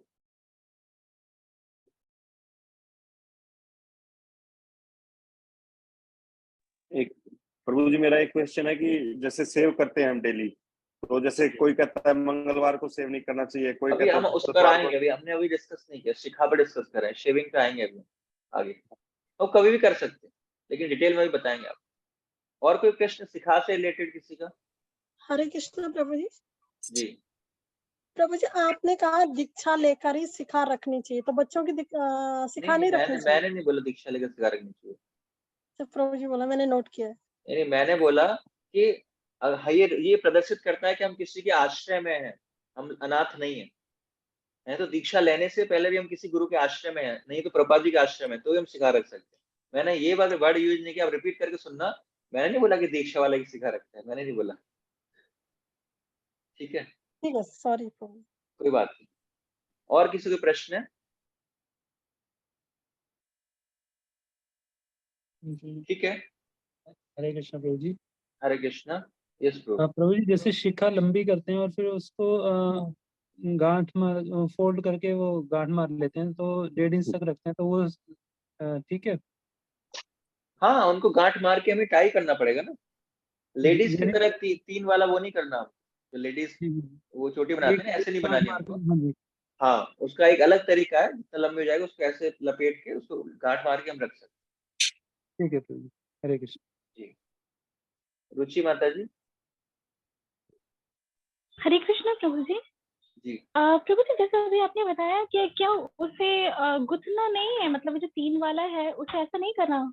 नहीं, माताएं कर सकती हैं, शिखा प्रभु को। जी नहीं कर सकते शिखा को। नहीं, जैसे मैं अपने बेटे की शिखा ना, मैं उसे गुथ देती हूँ क्योंकि वो स्कूल में खोल देता है अपनी शिखा ना, छोटा नहीं, है ना, उसको गूंथना तो नहीं इसलिए चाहिए, मैं उसे उसको ना हम गुथ सिंपली देती हूँ। गांठ लगा सकते, गूंथना नहीं होता। अच्छा अच्छा, ठीक है। और प्रभु जी, उसकी लेंथ क्या रहनी चाहिए, क्योंकि अद्वैत की बहुत बड़ी हो रही है, तो नहीं, उसका क्या रहना लेंथ चाहिए? की कोई सीमा नहीं है, इतना हो रही है अच्छी बात है, कोई सीमा नहीं है। अच्छा, तो मैंने जैसे बहुत सारे ना प्रभु जी इसकी देखी है कि वो उनकी ना, मतलब उनकी छोटी ही रहती है, तो उसका क्या रहता है? क्योंकि मैं बहुत उसका साल एक से एक इसलिए प्रभु जी रहता घर है पे आते क्योंकि, हैं। हाँ, क्योंकि ये रहता है क्योंकि जैसे आप माता जी, आपको पता होगा कि अगर हमें बाल बड़े करने हैं तो उसका हमें बहुत सारा ख्याल रखना पड़ता है ना। उसको ऑयल लगाना पड़ता है, शैम्पू करना पड़ता है, बहुत सारी चीजें हैं। जब वो अच्छी तरह से हम बालों को लंबा रख सकते हैं, अगर हम उनका टेक केयर नहीं करेंगे तो क्या होंगे, वो बाल झड़ते चले जाएंगे। उसी प्रकार जो प्रभु जी हैं, जो पुरुष हैं, इतना ध्यान, आलसी लोग होते हैं, इतना ध्यान रखना नहीं होता उनको, तो जो बाल हैं उनके धीरे धीरे साफ होते रहते हैं, टूटते रहते हैं। इसी वजह से वो शिखा कभी बड़ी हो नहीं पाती। ये कारण है उसके पीछे। और कई सारे भक्त हैं जो बहुत टेक केयर करते हैं, कई सारे भक्तों की बहुत लंबी लंबी शिखा होती है, तो देखिए मैंने, तो कोई दिक्कत नहीं इसमें। संजय अच्युत प्रभु। हरे कृष्ण प्रभु जी। यस प्रभु। हाँ प्रभु जी, एक बार मैं दोबारा बताइएगा शिखा के बारे में कि शिखा में एक्चुअली इसका क्या रीजन क्या है इसको रखने का? वो मैंने बहुत सारे रीजन बताए सारे रीजन मैं एक्चुअली प्रभु जी उस टाइम गाड़ी पार्क कर रहा था ना, तो मैं सुन नहीं कोई पाया। बात नहीं, आप रिकॉर्डिंग सुन लेना, मैं आपको ब्रीफ में बता देता हूँ कि शिखा मतलब हमें आश्रय को रिप्रेजेंट करती है कि हम किसी गुरु के आश्रय में हैं, हम किसी संबंधित हैं। जैसे पहले के जमाने में गुरु शिखा पकड़ के क्या हमें करेक्ट करते हैं, तो हम आश्रय में हैं। और शिखा के पास एक चक्र होता है, ऊपरी चक्र, जहां से माना जाता है कि जब भक्त जो है शरीर छोड़ते हैं तो वहां से हमारे प्राण निकलते हैं, तो वो सर्वश्रेष्ठ स्थिति मानी जाती है। उसके बाद भगवत धाम जाते हैं। वो बाकी भक्त हैं, उनके कई द्वारों से प्राण निकलते हैं, लेकिन हमारे प्राण उस चक्र से निकलते हैं, तो हम भगवान के धाम जाते हैं। तो उसको प्रोटेक्ट करने के लिए भी शिखा रखी जाती है, एक कारण ये भी है। और दूसरा मैंने बताया कि हम अद्वैत में बिलीव करते हैं, अद्वैत में भगवान अलग है, हम अलग है, इससे हम शिखा रखते हैं। जो मायावादी वो शिखा नहीं रखते, वो भगवान, हम भी भगवान है, तुम भी भगवान है, सब भगवान है। तो ये मैंने कुछ साइंटिफिक रीजन नहीं बताया, आप रिकॉर्डिंग उसको सुन सकते हो। सपना माता जी। हरे कृष्ण प्रभु जी। जी प्रभु जी, आप वो मेंशन कर रहे थे ना कि माताओं को बीच की मांग निकालनी चाहिए। प्रभु जी, कोई रीजन इसके बिहाइंड? क्योंकि हम लोग तो ऐसे ही पीछे टाई कर लेते हैं। हम बीच में मांग निकालनी चाहिए, जिसमें हम वो सिंदूर धारण करते हैं, उसके लिए। प्रभु जी, सिंदूर भी आजकल स्टिक वाला यूज करते हैं हम। नहीं, वो पद्धति गलत है, हमें बीच की मांग ही निकालनी चाहिए, और केश मतलब बंधे हुए होने चाहिए। बस ऐसा प्रपात तो आई थिंक मैंने देखा नहीं कभी ऐसा प्रपात मेंशन करते हैं, बट अच्छा सिद्धांत है कि हम बीच की मांग निकालते हैं और उसके बीच में मांग भरते हैं सिंदूर से। कभी क्या है, हम यहाँ पर थोड़ा तिलक टाइम में लगा लेते हैं और मांग दिखाई नहीं देती है उनको, है ना। सीमंतनी देवी है ना, जो गौरंग, हम मायापुर गए थे, सीमंतनी देवी हमने देखा था, उन्होंने मांग अपनी चरण की धूल से भरी थी, तो उनको सीमंत, उसको सीमंत बोलते हैं। तो बीच में जो स्थान है उसी को सीमंत बोलते हैं। इसीलिए स्त्रियों को बीच में मांग निकालकर उसको सिंदूर से भरना चाहिए। प्रभु जी, विवाहित। ऐसा भी है, मैंने कहीं पढ़ा है या फिर पता नहीं मेरे जहन में ऐसा क्यों है कि यहाँ सेंटर में देयर इज समथिंग, कुछ लेडीज का होता है विच एक्टिवेट्स उनकी मैंने इंटीग्रिटी बताया ना को। माता जी, वो चक्र होता है, एक चक्र होता है, उसको हम टाई करके रखते हैं, प्रोटेक्ट करते हैं। तो हम भी पुरुष की शिखा में बाल रखते हैं, इसी से उसको प्रोटेक्शन मिल पाए, तो स्त्रियों की प्रोटेक्शन रहती है, उसको टाई करके रखते हैं। और उसको टाई करके रखेंगे बालों को, जैसे मैंने बताया था, वो ब्रेन जो है उसका कनेक्शन मन से रहेगा, मन को संयमित करने में आराम रहेगा। अगर हम खुले केश रखेंगे तो उससे दिक्कत आएगी, तो दोनों के लिए वो टाई करने का सिस्टम। जी प्रभु जी, थैंक यू प्रभु जी। हरे कृष्ण प्रभु जी। हरे कृष्ण। और माया माता जी, कोई क्वेश्चन है आपका? किसी के दिन बाल धो सकते हैं कि नहीं प्रभु जी, शैम्पू लगा के? हाँ, किसी भी किस दिन? एकादशी वाले के दिन, एकादशी व्रत वाले दिन। अभी हम उस पे आएंगे माता जी। बाल, सॉरी, केश तो अभी है, अभी हमने डिस्कस किया। तो निश्चित रूप से देखो, एकादशी वाले दिन ऐसा नहीं है बाल धोने कोई अपराध है, बट एकादशी क्या है, माधव तिथि है। और माधव तिथि मतलब हम ज्यादा से ज्यादा समय निकालना चाहते हैं भगवान की सेवा के लिए, इसीलिए हम अन्न भी त्याग करते हैं, हम कुछ खाते पीते नहीं।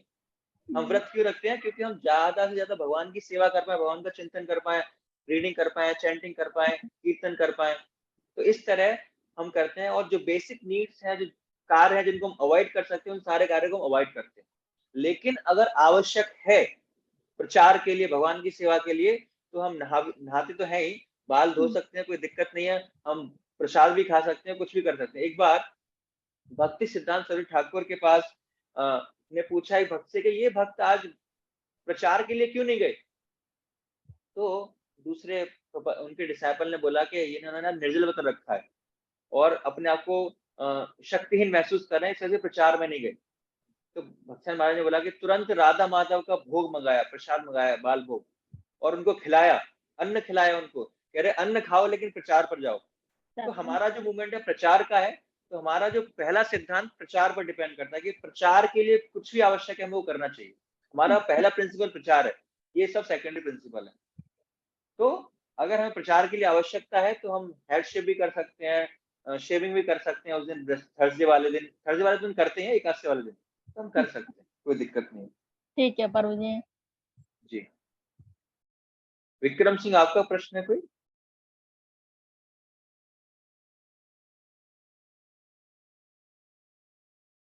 आपकी आवाज नहीं आ रही।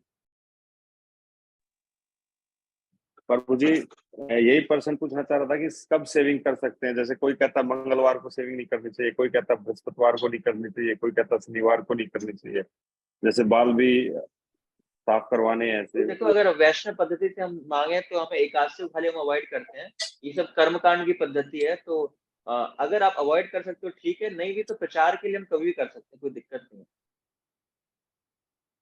हमें कोई ऐसा दिन ढूंढने की आवश्यकता नहीं है, प्रचार के लिए किसी भी दिन, रात में, दिन में, सब जगह सेविंग कर सकते हैं। हमारे लिए प्रचार महत्वपूर्ण। ठीक है, तो आगे बढ़ते हैं हम। तिलक लगाना हमने देखा, उसके बाद केश, बाल, शिखा हमने देखी, उसके कारण देखे। अब नेक्स्ट है कंठी माला, है ना। तो हम भक्त शिखा रखते हैं, है ना, तिलक लगाते हैं, तिलक लगाने का तरीका हमने देखा। उसके बाद कंठी माला भी हम लोग पहनते हैं।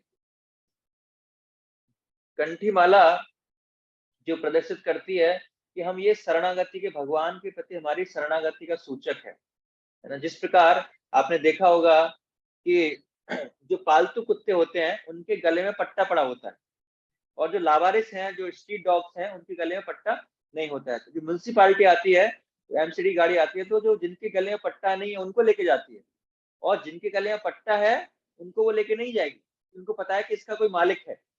तो उसी प्रकार ये जो गले में पट्टा है, हम भी भगवान के कुत्ते हैं, है ना। हम लावारिस कुत्ते नहीं है, हम क्या है, we are the dog of Krishna, हम कृष्ण भगवान के कुत्ते हैं। तो जब यमराज जी आएंगे तो देखेंगे ये लावारिस कुत्ता नहीं है, ये भगवान का कुत्ता है, तो हमें लेके नहीं जाएगा एमसीडी गाड़ी की तरफ, छोड़ जाएगा।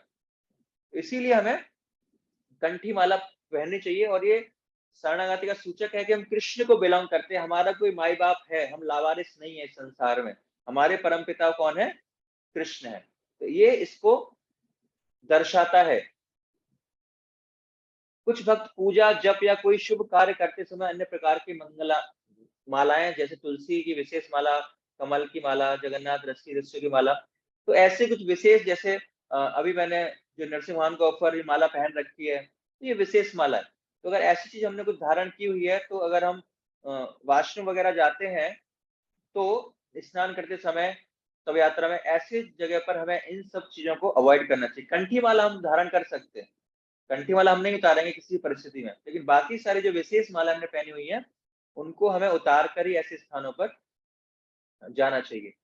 और जो कंठी माला है उसके जैसे इसमें बताया गया है कि कंठी माला धारण कर, कंठी माला देखकर यमदूत इसी प्रकार भाग जाते हैं जिसका तूफान की भयंकर आंधी के पश्चात वृक्ष के पत्ते उधर बिखर जाते हैं, है ना। तो यमदूत भी क्या है, बिखर जाते हैं, जैसे पत्ते बिखर जाते हैं आंधी तूफान में, तो यमदूत कंठी माला देखते ही भाग जाते हैं, नहीं ये विष्णु का भक्त है, इसको हम लेके नहीं जाएंगे।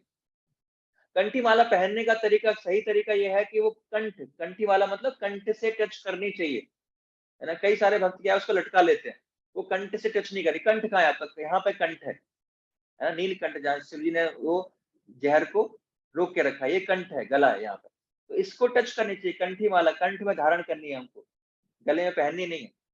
और ये थोड़ा सा टाइट होना चाहिए, थोड़ा ऊपर, ये विजिबल होना चाहिए हमारी जो कंठी माला है, ऐसा नहीं वो कपड़ों के अंदर ढक गया, हमें पता ही नहीं, दिखाई नहीं दे रहा हमको। जो कंठी माला है वो थोड़ा सा, अगर आपको ज्यादा टाइट में दिक्कत आती है तो थोड़ा सा लूज कर सकते हैं, लेकिन वो दिखनी चाहिए हमको। और जो दीक्षित भक्त हैं वो 3 राउंड की माला पहनते हैं, जो नॉन दीक्षित हैं वो 2 राउंड की माला पहनते हैं। ऐसा कुछ अपराध नहीं है, खाली डिफरेंशिएट करने के लिए है ना, ये केवल डिफरेंशिएट करने के लिए कौन दीक्षित है कौन दीक्षित नहीं है, बाकी और कोई इसके पीछे कोई महान रीजन नहीं है। तो 2 माला हमें पहननी है, दीक्षा से पहले और दीक्षा के बाद। उन्हें 3 राउंड की माला हम पहनाते हैं। और कंठीमाला कौन व्यक्ति पहन सकता है ना? तो कंठीमाला कोई भी पहन सकता है, उसका कोई नियम नहीं है। जो भी भक्त चाहता है कंठीमाला पहन सकता है। लेकिन विशेष रूप से इस्कॉन में हम क्या करते हैं, किसी व्यक्ति को भक्ति में आगे बढ़ाने के लिए कुछ हम ऐसी सीमाएं निर्धारित कर देते हैं कि जब तक भाई आप नियम पालन नहीं करोगे, आप कंठीमाला नहीं पहन सकते। तो उसको भक्ति में आगे बढ़ाने के लिए, बट शास्त्रों में ऐसा कोई नियम नहीं है, पुराणों में, कि कंठीमाला कोई पहनने के लिए कोई योग्यता है नहीं। कोई भी व्यक्ति कंठीमाला धारण कर सकता है। अगर हम मना करेंगे तो भी उसके पास ऑप्शन है कि वो पहन सकता है। लेकिन फिर भी अगर हम इस्कॉन में हैं तो उदाहरण को सिद्धांत प्रस्तुत करने के लिए ये एक दृढ़ भक्त है, ये एक सीरियस भक्त है, कंठीमाला उसने पहनी है, उसको कैटेगराइज करने के लिए हम उसको कंठीमाला पहनाते हैं कि जो जब वो प्याज लहसुन छोड़ देगा और प्रसाद ग्रहण करेगा, उसके बाद हम जनरली इस्कॉन में रिकमेंड करते हैं कि वो कंठीमाला उसको पहननी चाहिए। जो मूल भक्ति वैधानिक नियम विशेष रूप से हरिनाम जप 4 नियमों का पालन करता है नहीं कर रहे हैं, उन्हें कंठीमाला नहीं पहननी चाहिए। स्पष्ट शब्दों में कहें तो कंठीमाला धारण करने के पश्चात लहसुन प्याज भी सेवन नहीं करना चाहिए। ये केवल इस्कॉन के लिए है, ये केवल इस्कॉन में रिकमेंड, ये इट्स ए रिकमेंडेशन, ये रिकमेंडेशन है कि आप ऐसा करो तो अच्छा रहेगा। ये कंपलसरी नहीं है, ये योग्यता नहीं है। तो योग्यता में रिकमेंडेशन में फर्क होता है ना। 16 माला हमें रिकमेंड नहीं की जाती, ये क्या है, कंपलसरी है दीक्षा के बाद, है ना। लेकिन ये क्या है, ये रिकमेंडेशन है कि अगर आप नियम पालन नहीं कर रहे तो नियम पालन करके ही कंठीमाला पहने तो अच्छा है आपके लिए। लेकिन फिर भी कोई भक्त चाहे तो कंठीमाला वो पहन सकता है, कोई दिक्कत नहीं है। इसी प्रकार हमें सभी नए लोगों भक्तों का मार्गदर्शन करना चाहिए। तो इस कंठीमाला से संबंधित किसी कोई प्रश्न है? सपना माता जी। हरे कृष्ण प्रभु जी, मुझे पूछना था, यह जैसे जो नॉन डिवोटीज होते हैं वो डिफरेंट साइज और डिफरेंट शेप्स में पहनते हैं, तो वो अपनी मर्जी से खरीद ले, जो नॉन डिवोटीज होते हैं, और जो डिवोटीज होते हैं, और जो ये एक रिकमेंडेशन है, ये केवल रिकमेंडेशन है। हम जबरदस्ती किसी को फोर्स नहीं कर सकते। हम रिकमेंड करते हैं भक्तों को भी कि 4 नियम पालन करो और जो साधारण माला है उसी को पहनो। किसी भी साइज की, कैसी भी शेप की, कैसी भी पहन सकते हैं अपने आप खरीद के। मतलब साइज तो हमें निर्धारण करना पड़ेगा ना, साइज किस साइज, कौन सा साइज, बीज के साइज, मतलब जैसे किसी का मैं देखती हूँ छोटे छोटे बीज होते हैं, किसी के बड़े बड़े बीज होते हैं, किसी के कुछ होते हैं। हम अपनी इच्छा के अनुसार हम पहन सकते हैं, वो इतना इश्यू नहीं होता। अच्छा ठीक है। लेकिन थोड़ा सा एक पारंपरिक, एक थोड़ा सा सभ्य पुरुष लगना चाहिए, तो पहनेंगे तो अच्छा है। ना ज्यादा बड़ी होनी चाहिए, है ना, कहीं ना मोटे बीड, बहुत मोटे मोटे अजीब सा लग रहा है। जो हमारी चैंटिंग बीड्स उसके बराबर बीड है उसके, उतना भी अजीब सा ना लगे, मतलब नॉर्मल रहे, मतलब तो अच्छा है। ठीक है वीना माता जी। हरे कृष्ण प्रभु जी। प्रभु जी, मैंने ये पूछना है, जैसे 2 राउंड की पहनते हैं या 3 राउंड, तो वो उसका कुछ मीनिंग है या कुछ वैसे ही, मतलब 2 राउंड्स और 3 राउंड? उसका कुछ मीनिंग नहीं है। जनरली हम लोग बोलते हैं कि 2 राउंड मतलब राधा कृष्ण और 3 राउंड मतलब राधा कृष्ण और गुरु, बट ये है, बट वास्तव में उसको कोई मीनिंग नहीं है। बस हमें कंठीमाला, हमारे शास्त्र में कंठीमाला पहनने के लिए बताया गया है। कितने राउंड पहने ये नहीं, तो हम खाली डिफरेंशिएट करने के लिए, जो दीक्षित है वो 3 राउंड, जो नॉन दीक्षित है वो 2 राउंड पहने।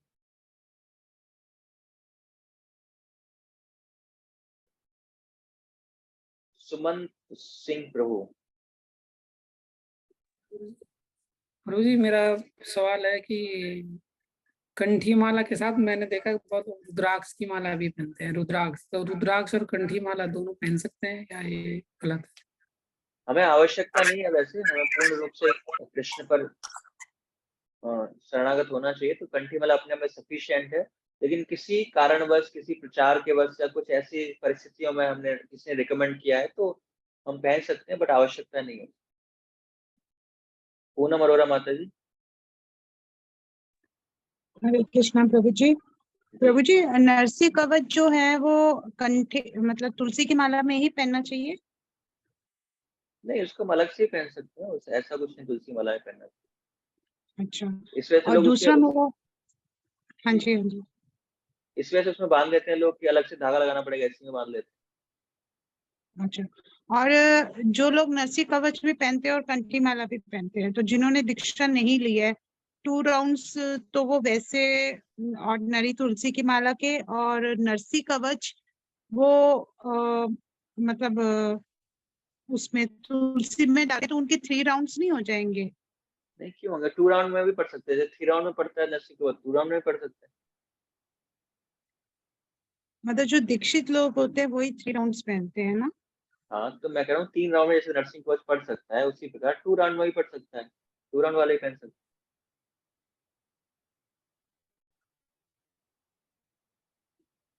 ठीक, विक्रम सिंह। ठीक है। प्रभु जी, जो हम कंठी माला पहनते हैं, ये तुलसी माला है, तो इसको किसी परिस्थिति में भी नहीं निकालना होता, इसको हमेशा पहने ही रहना होता है ना? हाँ, हमेशा हमेशा इसको पहने सकते हैं, कभी भी जैसे निकाले। बाथरूम वगैरह जाते हैं या नहीं नहीं फ्रेश होते नहीं हैं। निकाला। इसके अलावा हमने कोई विशेष रूप से माला पहने हुई, जैसे मैंने पहनी हुई है, तो उनको उतार के जाना है, अन्यथा प्रभु उसको जी, नहीं एक हम सपोज घर से बाहर हैं, कहीं फ्रेश होते हैं या बाथरूम जाते हैं, उसके बाद हमें स्नान करना जरूरी होता है, उसके बाद अगर हम मंदिर जा सकते हैं या नहीं जा सकते? हाँ, स्नान करना होता है हमको, उसके बाद हम फ्रेश हो रहे हैं तो उसके बाद स्नान करने की आवश्यकता है हमको, तिलक लगाने की आवश्यकता है, उसके बाद स्वच्छ वस्त्र पहने, उसके बाद मंदिर। धन्यवाद प्रभु। संजय चित्रो। हाँ, हरे कृष्ण प्रभु। हरे कृष्ण। हाँ प्रभु जी, जो कंठी माला जो हमारी खंडित हो जाती है, तो प्रभु जी उसका क्या करें, जरा बताइए एक बार। उसको हम पानी में बहा सकते हैं, नई कंठी माला पहन सकते हैं भगवान को ऑफर करके। टूट जाती है अगर कंठी माला, दूसरी यूज कर सकते हैं।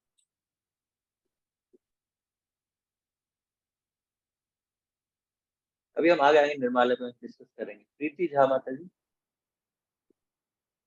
हरे कृष्ण प्रभु जी। जी प्रभु जी, जैसे हम शमशान घाट जाता है या किसी की शव यात्रा वगैरह में, तो उसके बाद क्या आके कंठी माला चेंज करनी होती है, दूषित हो जाती है वो? नहीं, कंठी माला हमें चेंज करने की आवश्यकता नहीं है, वो कंठी माला दूषित नहीं होती, उसी को कंटिन्यू करते हैं। ठीक है। ठीक है, और कोई प्रश्न किसी का? हम आगे बढ़ते हैं। कंठी माला के बाद नेक्स्ट टॉपिक है हमारी दाढ़ी एवं मूछें। तो दाढ़ी एवं मूछें हमें क्लीन शेव रखना चाहिए, जो भक्त दीक्षित है स्पेशली उन्हें दाढ़ी मूछें नहीं रखनी चाहिए, और मुंडन भी हमें कराना चाहिए, हेड शेव जैसे मैंने बताया, तो न दाढ़ी होनी चाहिए हमारी, न मूछें होनी चाहिए। एक बार जो प्रभुपाद जी के भक्त डिसाइपल थे मुकुंद, जिनका नाम माइकल था, तो उन्होंने दीक्षा ली, हेड शेव कराया, तो प्रभुपाद जी भारत आए, भारत से वापस गए, तो उन्होंने दाढ़ी बढ़ा ली थी अपनी, मुकुंद प्रभु ने। तो प्रभुपाद ने देखा, oh you are like looking like a rishi, तो आप ऋषि की तरह दिखाई दे रहे हो। एयरपोर्ट पे ऐसे बोला, तो मंदिर गए, तो मंदिर में फिर उन्होंने भक्त ने प्रभुपाद से पूछा, Prabhupada do you like it, आपको ये अच्छा लग रहा है ना? तो प्रभुपाद ने बोला, no I don't like this, I like this. Prabhupada ने दूसरी हेड शेप की तरफ इशारा किया और फिर आई लाइक दिस। तो फिर उन्होंने तुरंत ही क्या किया, जैसे प्रभुपाद ने बोला, तो तुरंत उन्होंने हेड शेप किया।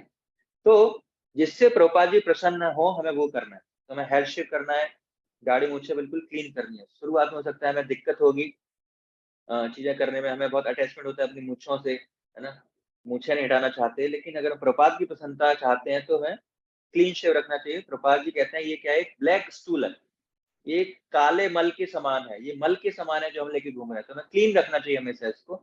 2 या 3 दिन में जैसे ही हमारे बालों की फ्रीक्वेंसी है, उसको हमें क्लीन करना चाहिए। चमड़े की वस्तुओं का निर्माण प्राणियों की हत्या के परिणाम स्वरूप होता है, इसलिए हमें चमड़ा भी उनको हमें यूज नहीं करना चाहिए। तो ये क्लीन से मैं तो सबको पता है, इसमें ज्यादा कुछ है नहीं। स्वच्छता एवं स्वास्थ्य तत्व, जैसा कि पहले बताया गया, मंदिर में स्वच्छ कपड़े ही पहने, कोई भी पदार्थ खाने के पश्चात हाथ और मुंह धोकर मंदिर में प्रवेश करें। मंदिर में प्रवेश करते समय हाथ एवं पैर स्वच्छ धुले हुए हों, जैसे हम जाते हैं मंदिर में प्रवेश करने से पहले हाथ धोते हैं, और पैरों को भी धोया जाता है। शौच क्रिया के पश्चात स्नान करके ही मंदिर में प्रवेश हो। तो अगर हम वॉशरूम जा रहे हैं, स्टूल पास कर रहे हैं, फ्रेश होने जा रहे हैं, तो उसके पश्चात हमें नहाने की आवश्यकता है। अगर हम टॉयलेट करने जा रहे हैं खाली, तो फिर उसके बाद हम 3 बार पानी डाल के, 3 बार कुल्ला करके पानी छिड़क कर हम स्वच्छ हो सकते हैं, हाथ धोकर और पैर धोकर आ सकते हैं, तो हम स्वच्छ माना जाएगा हमको। लेकिन हम फ्रेश हो रहे हैं, और अगर हम फुल कपड़े पहनकर फ्रेश हो रहे हैं, तो उन कपड़ों को भी धोने की आवश्यकता है। अगर बाथरूम में जिन कपड़ों का हम प्रयोग कर रहे हैं फ्रेश होते समय, तो उन कपड़ों को भी हमें धोना चाहिए। अगर हम गमछे में जा रहे हैं नहाने के लिए, तो फिर जो हमने कपड़े उतार कर जा रहे हैं, तो फिर दोबारा से उन कपड़ों को एक ही दिन में दोबारा यूज कर सकते हैं, कोई दिक्कत नहीं है। तो इस स्वच्छता का हमें ध्यान रखना चाहिए। शमशान भूमि से आने के पश्चात अथवा मृत शरीर को स्पर्श करने के पश्चात योग्य प्रकार से स्नान करने के उपरांत ही मंदिर में प्रवेश करना चाहिए। तो अगर हम ऐसे अंतिम संस्कार में जा रहे हैं तो हमें पूर्ण स्नान करना चाहिए। पूर्ण स्नान मतलब कि हमें जो हम वस्त्र पहन कर गए थे उन वस्त्रों को भी धोना है और उसके बाद स्वच्छ वस्त्र हमें पहनने हैं। तो ये स्वच्छता का भी हमको ध्यान रखना चाहिए। मंदिर में किसी प्रकार की डकार या अपमान वायु, जैसे हमने कल बताया था, अशुद्ध वायु हमें प्रसार नहीं करनी चाहिए। मंदिर में रहते हुए मुख में, कान में, नाक में उंगली नहीं डालनी चाहिए और ऐसा अगर हमने किया भी है तो तुरंत हमें हाथ धोने चाहिए। मंदिर के बाहर भी हमें इस नियम का पालन करना चाहिए। अर्च विग्रहों की सेवा करने वाले भक्तों को उपरोक्त नियमों के पालन में विशेष ध्यान रखना चाहिए। अगर हम डायरेक्ट डीटीज की सेवा कर रहे हैं तो विशेष रूप से ऐसे चीजें हमें नहीं करनी चाहिए। मासिक धर्म के समय माताएं ऋतु स्नान से पूर्व मंदिर में आ सकती हैं, परंतु आरती, है ना, श्रृंगार सेवा, हार बनाना अथवा मंदिर के रसोई घर का कार्य एवं विग्रहों के वस्त्रों की सिलाई इत्यादि विग्रहों के समक्ष सेवा ना करें और ना ही इन वस्तुओं का स्पर्श करें। तो ऐसी कंडीशन में जब दूषित होती हैं महिलाएं, तो ऐसी कंडीशन में क्या करना है, हम मंदिर आ सकते हैं, भगवान के दर्शन कर सकते हैं, आरती भी ले सकते हैं, लेकिन जो भगवान के पैराफेरनालिया हैं, जो भगवान की सेवा में जिन वस्तुओं का प्रयोग किया जाना है, उन वस्तुओं को हम टच नहीं कर सकते। हम गार्लैंड नहीं बना सकते, हम दिया बाती नहीं बना सकते, हम भगवान के लिए कुकिंग नहीं कर सकते, भगवान को भोग नहीं लगा सकते। इन सब चीजों से हमें उस समय जो भी 1 वीक का समय होता है, उस समय इन सब चीजों से हमें बचकर रहना चाहिए। लेकिन हम माला कर सकते हैं, रीडिंग कर सकते हैं, चैंटिंग कर सकते हैं, हियरिंग कर सकते हैं, श्रवण कर सकते हैं, पुस्तक अध्ययन कर सकते हैं, मंदिर के दर्शन भी कर सकते हैं और आरती भी ले सकते हैं। तुलसी में जल नहीं डालते हम उस समय। तो इन सब चीजों का हम उस समय ध्यान रख सकते हैं। ऐसे समय मासिक धर्म वाली स्त्री भगवान की सेवा के करने वाले किसी व्यक्ति के संपर्क में ना रहें। तो जो डीटीज की सेवा कर रहा है, तो ऐसे जैसे मैंने बताया कि जो भगवान की सेवा है उनसे हमें टच उस समय ऐसी वस्तुओं के व्यक्तियों को हमें टच नहीं करना जो भगवान के विग्रहों की डायरेक्ट सेवा कर रहे हैं। तो स्वच्छता का हमें ध्यान रखना है। तो परिक्रमा हम कर सकते हैं, कोई दिक्कत नहीं है, और जब हमें इत्यादि नहीं रोकना है। और दूसरा है कि अगर मान लो कि जैसे हम घर पर डीटी वर्शिप करते हैं, घर पर भगवान का भोग लगाते हैं, लेकिन हम ही कुकिंग करने के लिए अवेलेबल है, खाली घर पर ऐसी अवस्था में कोई सब्स्टिट्यूट नहीं है हमारे पास, कोई ऑप्शन नहीं है कि हमारे घर में कोई और मेंबर भगवान की सेवा कर पाए, अभिषेक कर पाए, भगवान को भोग लगा पाए, कुकिंग कर पाए, तो फिर ऐसी परिस्थिति में हमें खुद ही कुकिंग करनी है, भगवान की सेवा नहीं रुकनी चाहिए। प्रयास करना है कि जो हमारे घर में अन्य मेंबर हैं उनको कल्टीवेट करें, उनको इंस्पायर करें कि वो सेवा करें, वही कुकिंग करें, वही सारे कार्य करें, भोग लगाएं। ऐसा हमें प्रणाली बनानी चाहिए। मैं 1-2 भक्तों को जानता हूं तो ऐसी परिस्थिति में वही करते हैं सारी कुकिंग वगैरह। लेकिन अगर ऐसा संभव नहीं है तो फिर हमें भगवान की सेवा नहीं रोकनी चाहिए। अगर कोई अवेलेबल नहीं है तो हमें अभिषेक भी करना है, भगवान को भोग भी लगाना है, सारे कार्य हमें इस स्थिति में करने चाहिए। ऐसा नहीं है भगवान को भी भूखे रखना है, बाकी भक्तों को भी, घर वालों को भी भूखे रखना है। तो जो प्रैक्टिकल है हमें वो सारी चीजें हमें करनी चाहिए। तो ये स्वच्छता का हमें विशेष रूप से ध्यान रखना चाहिए। इस कंटेस्ट में किसी को प्रश्न है तो प्रश्न पूछ सकते। अंजलि माता जी। हरे कृष्ण प्रभु जी। हरे कृष्ण। प्रभु जी, मेरा मतलब इसी से कोरिलेटेड रूप से था कि जैसे घर में बेबी हो जाते हैं तो सूतक बोलते हैं, सूतक लग जाते हैं, तो उसमें हमारे सबके भगवान को ना नहलाते हैं, ना उनकी पूजा करते हैं, ना भोग लगाते हैं। तो मेरे को समझ नहीं आता कि सही कर रहे हैं गलत कर रहे हैं, तो वो गलत कर रहे हैं। तो उसमें क्या करना चाहिए प्रभु जी? हमें भगवान की सेवा किसी भी स्थिति में नहीं रोकनी है ना। हमें भगवान, अगर हमें लग रहा है कि जैसे मान लो किसी के कोई गर्भवती महिला है, उसके बच्चा हुआ है तो वो दूषित है, बच्चा दूषित है, या जो उसके संपर्क में आए वो दूषित है, बाकी सारे मेंबर तो भगवान की सेवा कर सकते हैं ना। लेकिन अगर कोई अवेलेबल नहीं है तो वो व्यक्ति भगवान की सेवा कर सकता है। भगवान की सेवा हमारा फर्स्ट एंड मोस्ट प्राइमरी कारण है, वो हमारे लिए महत्वपूर्ण है, वो नहीं रुकना चाहिए। उसके अलावा कोई दूषित है तो फिर ऐसी परिस्थिति में हम उसको अवॉइड कर सकते हैं, बाकी अन्य मेंबर कर सकते हैं, या बाहर से कोई व्यक्ति आ सकता है रिलेटिव आपका, वो तो सेवा कर सकता है आपका। तो बहुत सारे ऑप्शन है, लेकिन भगवान की सेवा नहीं रुकनी चाहिए किसी भी कंडीशन। भगवान की सेवा चलनी चाहिए। सपना माता जी। हरे कृष्ण प्रभु जी, शौच के आने के बाद हमें कोई मंत्र भी बोलने होते हैं कुछ? नहीं नहीं, शौच करने के बाद हम अपने आप को शुद्ध कर सकते हैं। अगर हम फ्रेश होकर नहा कर आ रहे हैं तो वही आचमन करना है, तिलक लगाना है। और वैसे शुद्धिकरण करना है, 3 बार हमें कुल्ला करना है और अपने को जल छिड़कना है, पैर धो के आने हैं, शौच करने के बाद वापस आ सकते हैं, कोई दिक्कत नहीं।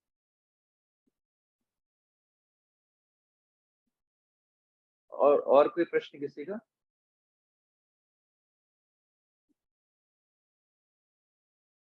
साढ़े 9। सपना माता जी, प्रियंका माता जी।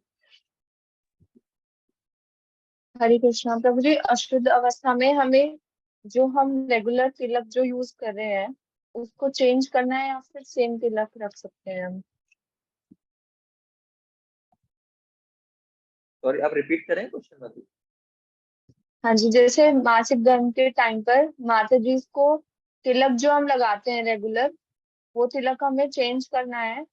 जैसे वो मंदिर में रखा रहता है हमेशा, तो वो हमें दूसरा तिलक लेना चाहिए या वही यूज कर सकते हैं? आई थिंक मतलब मैं श्योर तो नहीं कह सकता, लेकिन मुझे नहीं लगता कि उसमें कोई दिक्कत है, क्योंकि हम तिलक तो यूज कर ही रहे हैं और तिलक तो अपने आप में शुद्ध ही करता है हमको। तो और भगवान को वो वाला तिलक हम लगाते नहीं, भगवान का तिलक अलग होता है। भगवान को हम जो चंदन है वो अर्पित करते हैं और हम जो करते हैं वो गोपी चंदन करते हैं। तो मुझे नहीं लगता कि उसमें कोई दिक्कत होनी चाहिए, और मुझे नहीं लगता कोई दिक्कत है, लेकिन फिर भी आप कंफर्म कर सकते हैं किसी सीनियर माता जी से। ठीक है प्रभु जी। अनुप्रिया माता जी।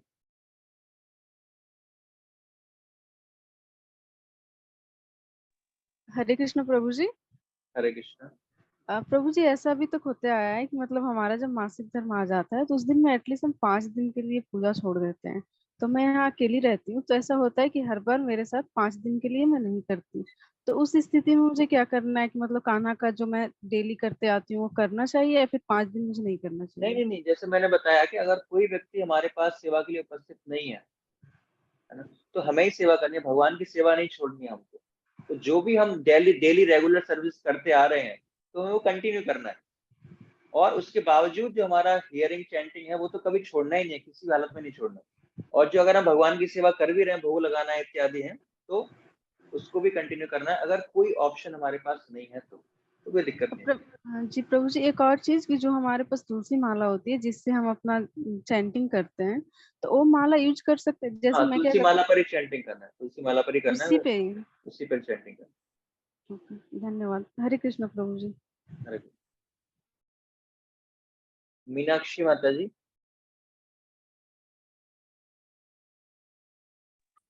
हरे कृष्णा प्रभु जी। प्रभु जी, सेवा के लिए ये है कि हम सेवा घर पे तो करते हैं, लेकिन जो सेवा कर रहे हैं उसी को 8-10 दिन के लिए बाहर जाना हो तो वो सेवा कैसे होगी घर में, आप वो बता दीजिए। बाकी घर के सदस्य तो नहीं करते हैं, वो खाली ना दीपक जला देते हैं, बट भोग वगैरह नहीं करते हैं। तो तो सिखा उस सकते हैं उनको। स्थिति में क्या मैंने बताया कि हमें प्रयास करना है कि वो लोग कर पाए तो अच्छी बात है। इस बहाने उसको इंस्पायर करेंगे, वो भक्ति में लगेंगे। हमारे घर में रहने का ये अच्छा फायदा है कि हम बोल सकते हैं कि हम दूषित अवस्था में आप सेवा कीजिए, तो उनको कल्टीवेट करने का हमारे पास एक अच्छा मौका है। इस बहाने वो करेंगे, लेकिन फिर भी नहीं करते हैं तो फिर हमें करना है। तो प्रयास करना है वो करें, नहीं तो फिर हम करें। प्रभु जी, अगर जो करने वाला उसी को कहीं बाहर जाना पड़ रहा है तो उस स्थिति में क्या होगा? तो फिर हमें करना है। मैं प्रभु समझ जी नहीं पा कैसे रहा माते करें? प्रश्न आपका ना, आप दोबारा प्रभु जी, बताएं। मेरे को ना कहीं बाहर जाना है और मैं सेवा करती हूँ ठाकुर जी की, जी, लेकिन अब मेरे को 8-10 दिन के लिए बाहर जाना है, तो मैं क्या करूं? मतलब उस स्थिति में आप बताइए मेरे को। क्या करना चाहिए आप बताइए। प्रभु जी, मैं उनको साथ तो लेके नहीं जा सकती क्योंकि घर में बाकी लोग हाथ जोड़ते हैं और दीपक जलाते हैं, बट वो भोग वगैरह नहीं लगाते हैं। अब क्या मैं करना चाहिए उनको, ऐसी परिस्थिति में? मैं तो चाहती हूँ कि घर के लोग करें सेवा, लेकिन हाँ, मुझे पता है कि वो नहीं ये करेंगे। प्रश्न माता जी आपको ना, जब आपने घर में विग्रह रखे थे ना, तो ये प्रश्न आपके मन में तब आना चाहिए था कि मैं तो सेवा करूंगी, लेकिन जब मैं नहीं होंगी तो कौन सेवा करेगा। ये तब प्रभु सोचना जी, चाहिए ये था आपको। स्थिति ना अब आई है। सॉरी, ये स्थिति अब आई है, पहले नहीं थी। पहले पहले नहीं मैं मतलब? अकेले रहती थी। नहीं नहीं, आपको तो कभी ना कभी जाना ही पड़ेगा, कहीं ना कहीं किसी काम से, ट्रिप में कहीं ना कहीं जाना ही पड़ेगा। तो हमें यहाँ पर ऑप्शन होना चाहिए। देखो माता जी, क्या है कि हमें हमेशा भगवान की सेवा करनी है, हमें नहीं करनी, किसी घर वाले को करनी है। ये प्राइमरी, ये आइडियल है। और उसके बाद सब्स्टिट्यूट देने वाले बहुत सारे लोग हैं कि आप उनको साथ लेके जाइए, आप उनको दरवाजा बंद करके चले जाइए, आप किसी को देके चले जाइए, बहुत सारे लोग कहते हैं, तो उसमें से आप कुछ भी कर सकती हैं, लेकिन वो रिकमेंडेड नहीं है। अगर हमारे घर में विग्रह है तो हमारी जिम्मेदारी है उनकी सेवा करना। हमने घर में रखे हैं तो हमारी जिम्मेदारी, हम दूसरे लोगों को इंस्पायर कर सकते हैं, घर वालों की सेवा करें। तो ये आइडियल है, ऐसा ही होना चाहिए। ठीक है प्रभु जी, थैंक यू। हरे कृष्ण। तो इसीलिए जब हम विग्रह ला रहे हैं तो ये बहुत बड़ी जिम्मेदारी है। तो अगर हम जिम्मेदारी को वहन नहीं कर पा रहे या हम इतने सक्षम नहीं है तो वेट करें, कोई दिक्कत नहीं है, कोई जल्दबाजी करने की आवश्यकता नहीं, कोई फैशन नहीं है। तो वेट करें आराम से। बहुत सारी सेवा उनके अलावा भी बहुत सारी सेवा जिनको हम कर सकते हैं। विक्रम प्रभु। प्रभु जी, जैसे घर में विग्रह रखते हैं और जैसे जैसे मंदिर में विग्रह हैं, तो मंदिर में जैसे भगवान को तीन थाली में भोग देते हैं, प्रसाद जो भी देते हैं भगवान को भोग देते हैं, तो घर में भी ऐसे ही तीन जगह भोग देते हैं। मुझे घर में विग्रह पर डिपेंड करता है कि हमारे घर में कितने विग्रह हैं, और हमारी बहुत सारी चीजें मैटर करती हैं उसमें। हमारी हैसियत कितनी है, हम इतना भोग लगा भी सकते हैं, नहीं लगा सकते, तो इट डिपेंड्स है। लेकिन आप अपने हिसाब से स्टैंडर्ड सेट कर सकते हैं और उसको कंटिन्यू कर सकते हैं, बार बार चेंज नहीं करना है। मान लो कभी 1 प्लेट लगा दी हमने, कभी 3 प्लेट लगा दी, ऐसा नहीं करना है। तो मिनिमम जो हमने स्टैंडर्ड सेट किया है वो उतना रोजाना करना ही करना है, उससे कम नहीं करना। फिर हम चाहे हम 1 प्लेट लगाते हैं चाहे 3 प्लेट लगाते हैं, हमारे ऊपर डिपेंड करता है, कोई दिक्कत नहीं। जैसे लेकिन अच्छा स्टैंडर्ड वही है कि जितने विग्रह हैं हमारे पास उतनी प्लेट अलग अलग सबकी होनी चाहिए। अच्छा स्टैंडर्ड है। जैसे तीन विग्रह अपने मंदिर में, जैसे आपके कौन कौन से विग्रह हैं? जो मंदिर में है प्रभु जी वही है।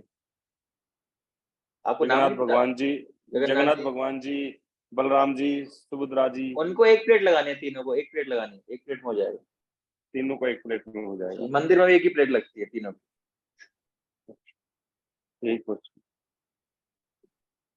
यस मिश्रा।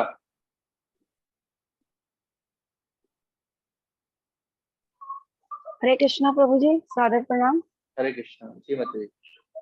प्रभु जी, मैं ये पूछना चाहती हूँ, जैसे अगर किसी की दीक्षा नहीं हुई है तो जो हम चैंटिंग करते हैं, तो जो चैंटिंग गिट्स है वो तुलसी की जो माला होती है वो हम यूज कर सकते हैं?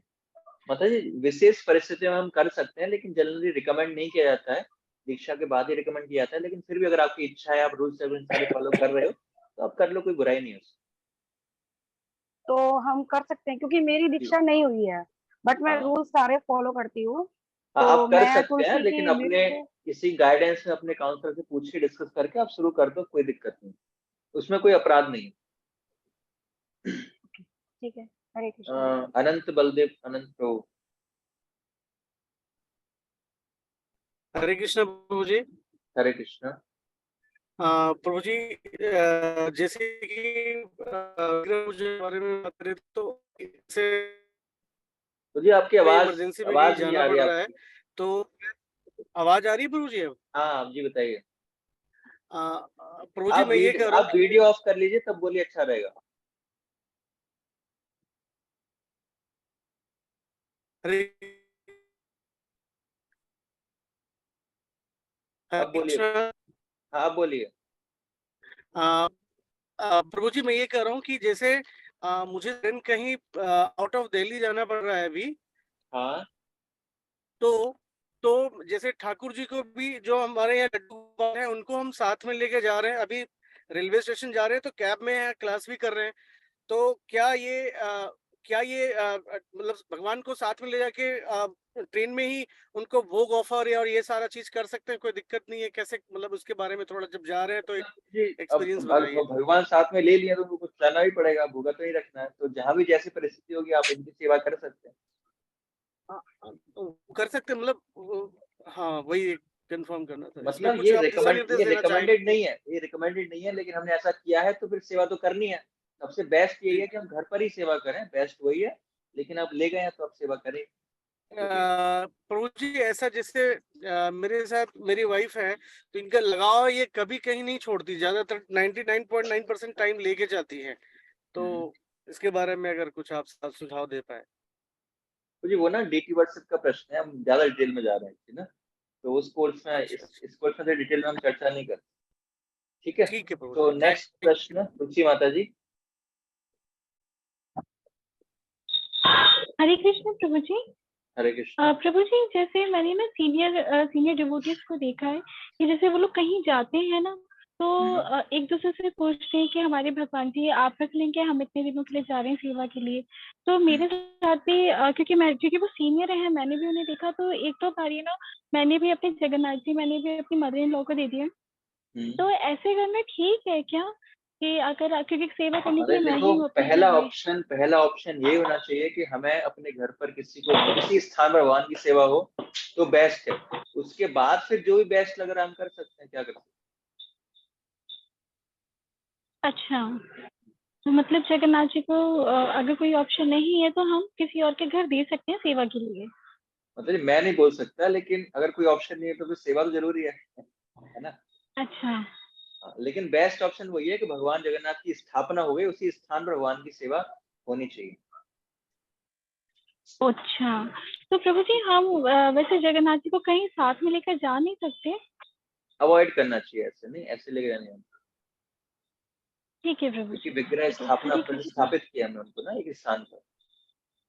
अच्छा, ठीक है लड्डू। प्रभु जी। शशि मुखी माता हरे जी। कृष्ण।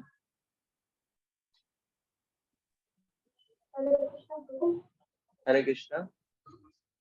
प्रभु जी, अब जैसे मासिक धर्म के समय मुझे ठाकुर जी की वस्तुओं को सिलाई करना पड़ता है, और मेरे पास पूरे माता जी आपकी आवाज क्लियर नहीं आ रही है।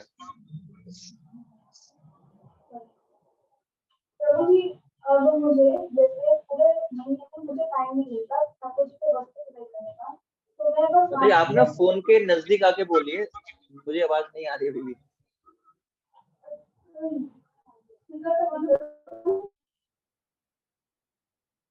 अभी सुनाई दे रहा है प्रभु? हाँ अभी आ रही है आवाज। हाँ, तो प्रभु जी अब जैसे मुझे पूरे महीने में समय नहीं मिलता ठाकुर जी के वस्त्र सिलाई करने का, मैं बस मासिक धर्म के समय ही कर पाती हूँ, तो मैं उस वस्त्रों को अगर धो के सेवा में लगाऊं तो वो चलेगा? नहीं नहीं माता जी, हमें अवॉइड करना चाहिए, नहीं सिलना चाहिए। अच्छा, बाकी समय ठीक है। आप सिल सकते और एक और प्रभु जी के मासिक धर्म के समय मेरे प्रभु जी ही केवल ठाकुर जी को भोग लगा पाते हैं, वो अभिषेक नहीं करवा पाते, कंफर्टेबल नहीं है, और क्या सेवा में जाने के लिए वो टाइम नहीं रहता है, तो उस टाइम पे क्या करना चाहिए? जैसे मैंने बताया माता जी, कोई और अवेलेबल नहीं तो हमको ही करना है, कोई और अवेलेबल नहीं है। लेकिन सिलाई तो हमारे पास ऑप्शन है, बाद में भी कर सकते हैं। ठीक है प्रभु जी। नेक्स्ट कंचन माता जी।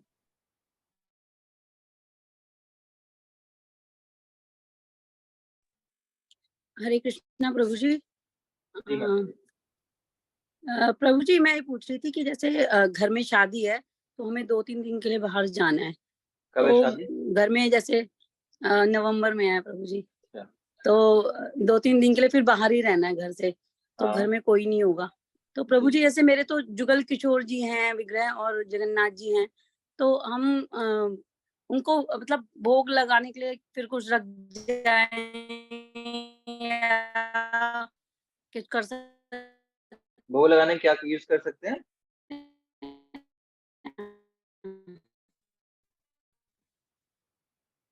और मतलब हम 2-4 चीजें मतलब रख के चले जाएं, पानी मतलब जल वगैरह तुलसी रख के, मतलब ऐसा कर सकते हैं क्या? क्योंकि ले तो जा नहीं सकते कहीं भी किसी को, नहीं, तो वो फिर तो उतने दिन तो फिर उनको नहीं भोग लगेगा। इसीलिए माता जी मैं सबको, मैं इस प्रश्न का उत्तर मैं सबको दे रहा हूँ कि विग्रह रखना एक बहुत बड़ी जिम्मेदारी है। तो जब तक आप एक परिपक्व अवस्था में नहीं हो, इतने मैच्योर नहीं हो, भक्ति में प्रवक्त नहीं हो, गाइडेंस में नहीं हो, तो हमें विग्रह नहीं रखने चाहिए, क्योंकि उनकी सेवा ना करके हम बहुत सारे अपराध कर देते हैं। तो इसीलिए विग्रह रखना एक बहुत बड़ी जिम्मेदारी है। हमें गाइडेंस में जब तक हमारी अथॉरिटी वो रिकमेंड करें कि आप विग्रह की सेवा कर सकते हो, तब रखनी चाहिए। कोई फैशन नहीं है कि नहीं उनके घर में विग्रह, मेरे घर में भी 4-5 होने चाहिए, 6 होने चाहिए, ये कोई फैशन नहीं है। ये बहुत बड़ी जिम्मेदारी है। अगर जिम्मेदारी उठा सकते हैं तो रखें, नहीं उठा सकते तो कोई दिक्कत नहीं है। हम चैंटिंग हियरिंग करें उस समय में, अच्छी बात है।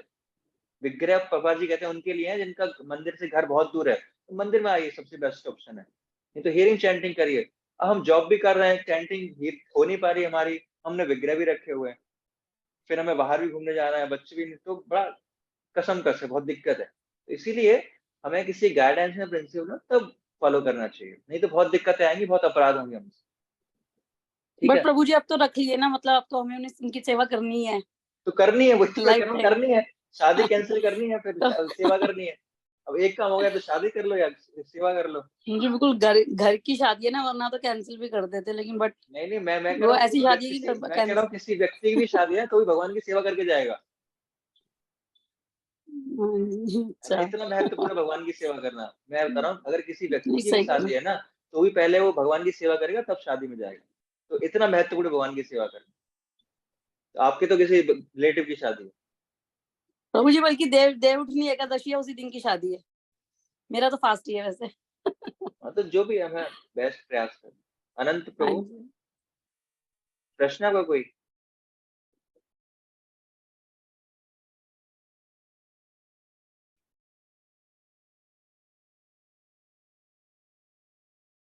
ठीक है, आई थिंक सबके प्रश्न हो गए, हम आगे चलते हैं, है ना? बहुत टाइम लग रहा है, बाद में हम प्रश्न लेंगे।